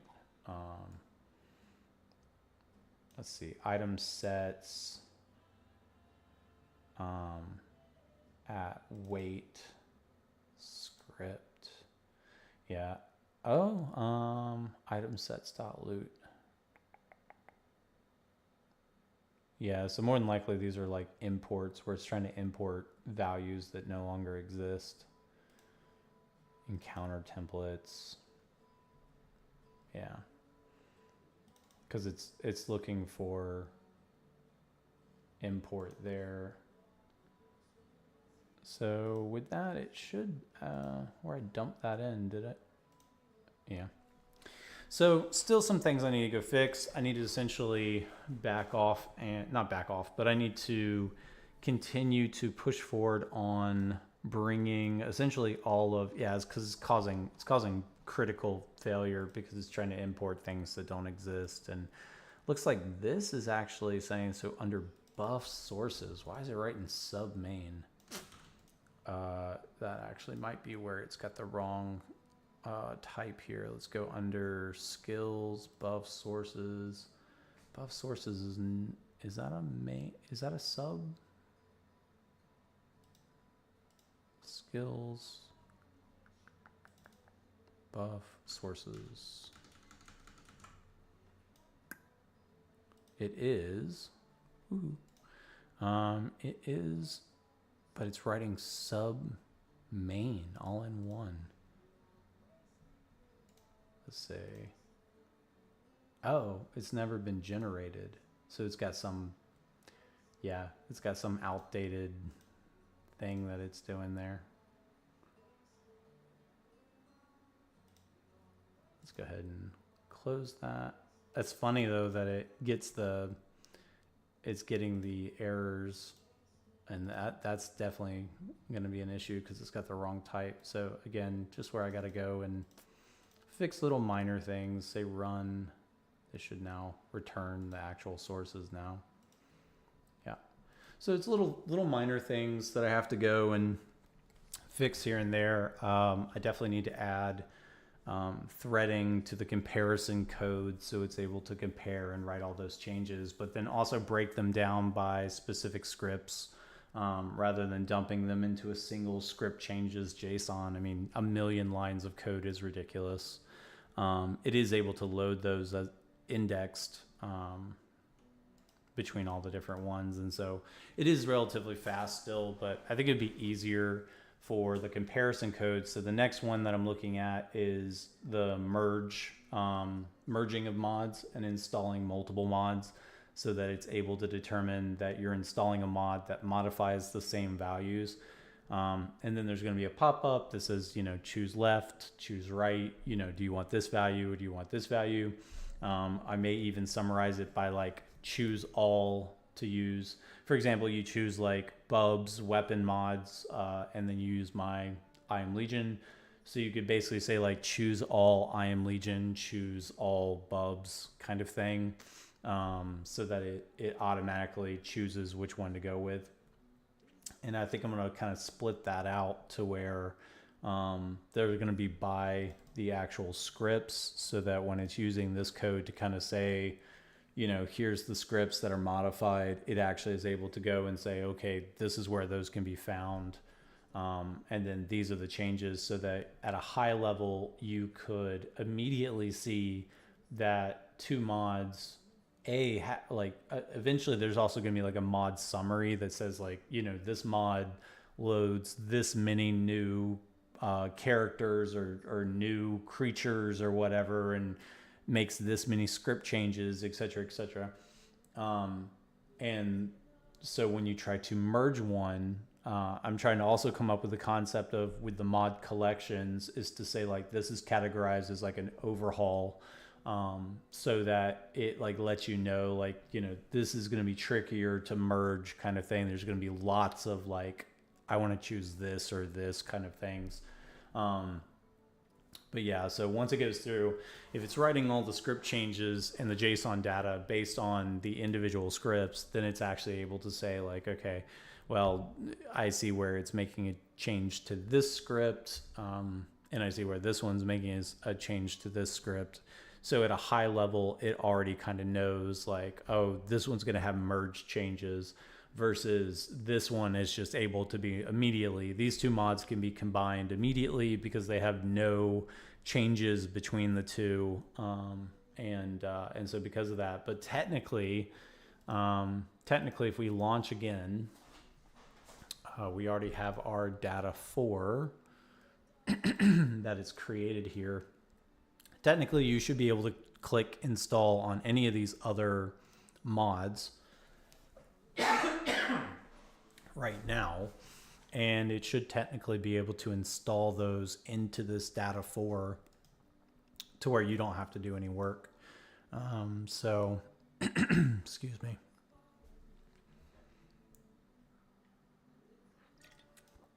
So like, for example, if we want to install Infestation, which that might be outdated at this point, we can make a newer version of it really quickly. So like, for example, say Infestation.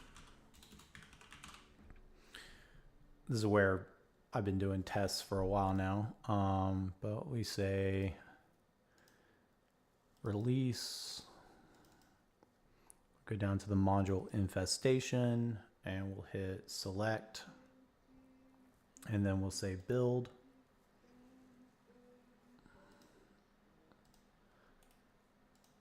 So it's going to start building that out.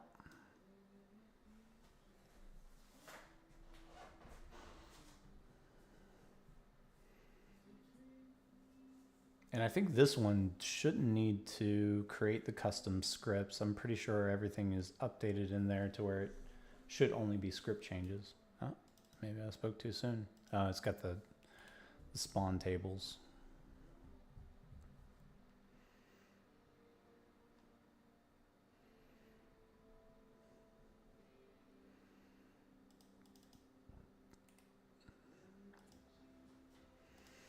Okay, so you can see here, these are the things that are changing. And then here's our changes. And then it'll add it to the interface here.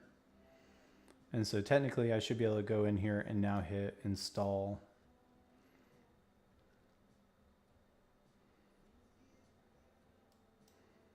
And what it's doing is it's still originally writing it from the base game data. So it just completed. It's writing it from the base game data. And so what it's overwriting in the data for is actually from the base game. So it's not taking the current mod that's installed and then adding content onto that. It's essentially writing the other mod completely. So it's overwriting the values that are in the original mod.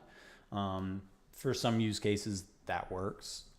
With other ones, it's going to need to kind of know if one has already been installed. And so I'm already working on the code to say like, well, these are all the mods that are installed.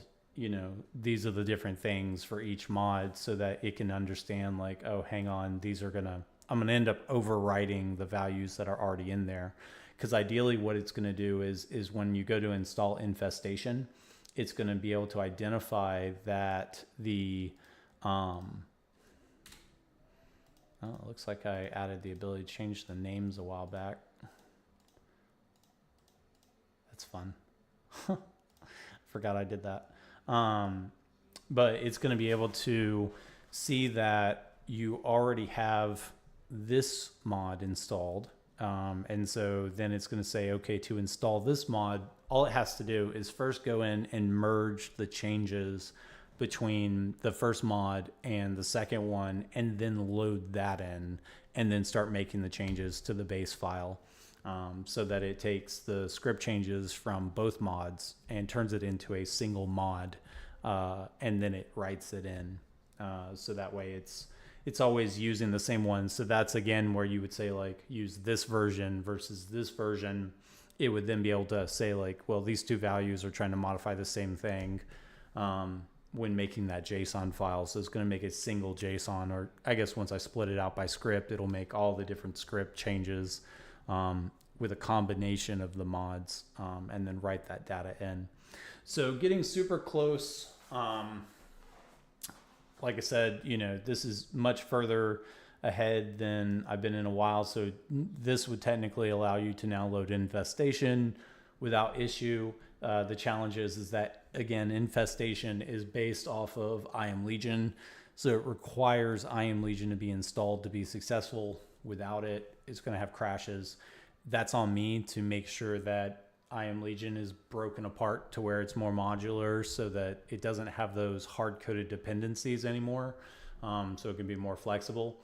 So even once the tools themselves are fully created and fully working, I still have to go back and change IAM Legion from the baseline, so that it's no longer a massive onslaught of changes with dependencies everywhere, because that's also just been very difficult for testing. To be able to just, add little bits at a time to see what's breaking. It's one of those things where like it just crashes, and in order to test, you have to basically remove 90% of the mod, because 90% of it is dependent on other parts. And so it's it's still slowly coming along, but I think I'm gonna probably take a break here. I've been on the horn for oh, fun. Hey, Ken, welcome. So I've been on here for about almost 4 hours now. I'm gonna take a break, go stretch, work on something else for a little while, and then continue. There's a couple of scripts that did not successfully make it, but some of this, so the next part of this is going back over to the script editor. I'm going to try to make a robust enough tool in the script editor to where potentially instead of modifying the code that is currently in IM Legion, I may just actually make all the tools good enough to where I can write all of IM Legion using the tools. Because essentially what that's going to result in is that when you load in the scripts and you make the changes, instead of writing those hard-coded changes, it's going to write these JSONs. And so any changes that you're making, you can pull back up your changes, you can load other mods changes, you can easily see, how the data is being manipulated. So I may eventually just write all of IM Legion again using these tools, from, nothing from Notepad or any of that, just literally all of it generated by the script editor. As a proof of concept, I think I am going to probably try to get a working version of IM Legion out before then, and try to get this new launcher out to people so that the next update that's coming here in a week is basically immediately supported by the code as a good use case. And so I'm working overtime right now to try to see if I can get this out before the next update. Obviously, there's still some things I got to work through. There's some interface things that I need to continue. But essentially, the installer has taken a stop because essentially I don't want to install the hard-coded scripts anymore. That's about to go away. And so it's all going to be JSON data. And so eventually this will, instead of this being like Casual Survivor, Ultimate Survivor, Insanity as these massive mod bundles, which are hard-coded scripts, this will eventually just turn into a mod collection, and that mod collection equals Casual Survivor. And you can go under there and change, what does that mean? Like, is this running zombies? Is this not running zombies? Is this, is it the items, the new items for IM Legion, et cetera, et cetera. And so all of it's getting broken down and then rebuilt using this stratagem to where you'll be able to install these modules. You'll be able to modify these modules very easily. And also watch, YouTube videos or whatever it is on the different parts of it to see what they do. And if you're curious, like I am, it'll allow you to very quickly go and see like, well, what does this do? What does no kid infected actually do on a code level? And so you'll be able to actually click on the summary and it'll tell you, it makes these changes to these scripts and allows you to actually modify that. So if you want to, change some of those details for whatever reason, this is going to open it up for a lot of people to mess things up on their side. So I'm still looking at how they can basically create variations of modules to where, here at the bottom is kind of like a drop down that says like default or whatever variation of the mod that you've made, so that not only can you install these mods, and these modules and all these different things, you can also install variations of those modules and difficulties. So when you say something like infestation and the survival options, hunger and thirst, before it was going to be increasingly difficult to go in there and say, well, here's tons of options with the survival options, because all of those are hooked up to systems where the code injection, the mod config does not work with the things like stamina and that kind of thing. So it would have never worked with the previous version of the code and how I was doing things. And so this new version is going to allow you to basically go and say, okay, survival options, hunger and thirst. I don't want to turn on hunger. I only want thirst. I only want thirst but I don't want to have to drink, a ton of water, every 30 minutes, whatever it is, so you can go in there and change some options with it and customize it to your own play style. So that some of these, more interesting modules that can be written, such as the events that I want to create for the community, can be, modified down to the play styles that different people have, so everybody can enjoy the new content without having the, uncompromising, like it has to be this. Especially when it comes to things like the custom map data module.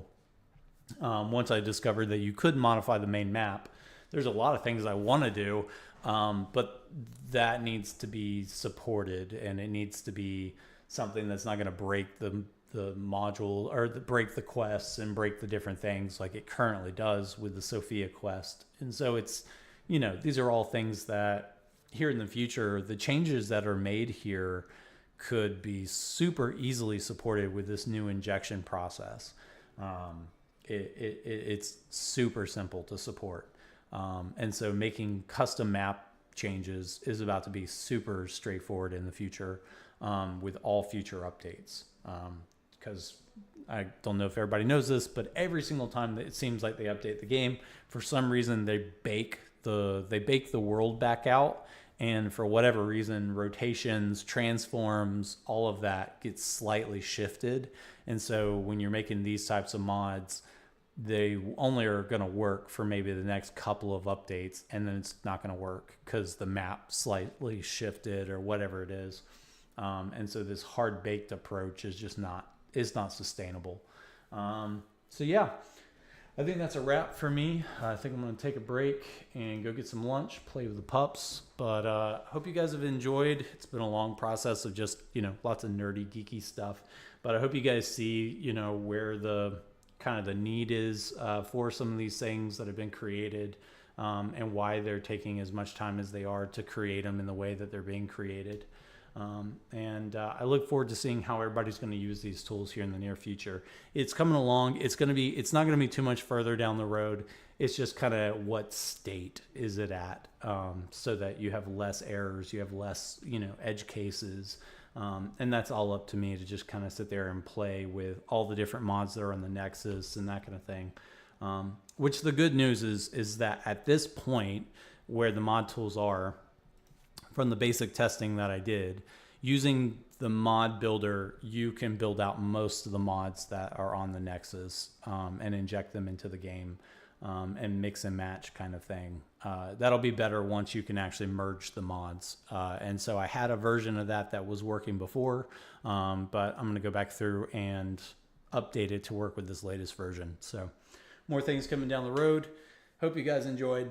I'll talk to you guys next time. Stay safe. Have a happy gaming out there. And I'll catch up with you guys here in a little bit. Take care.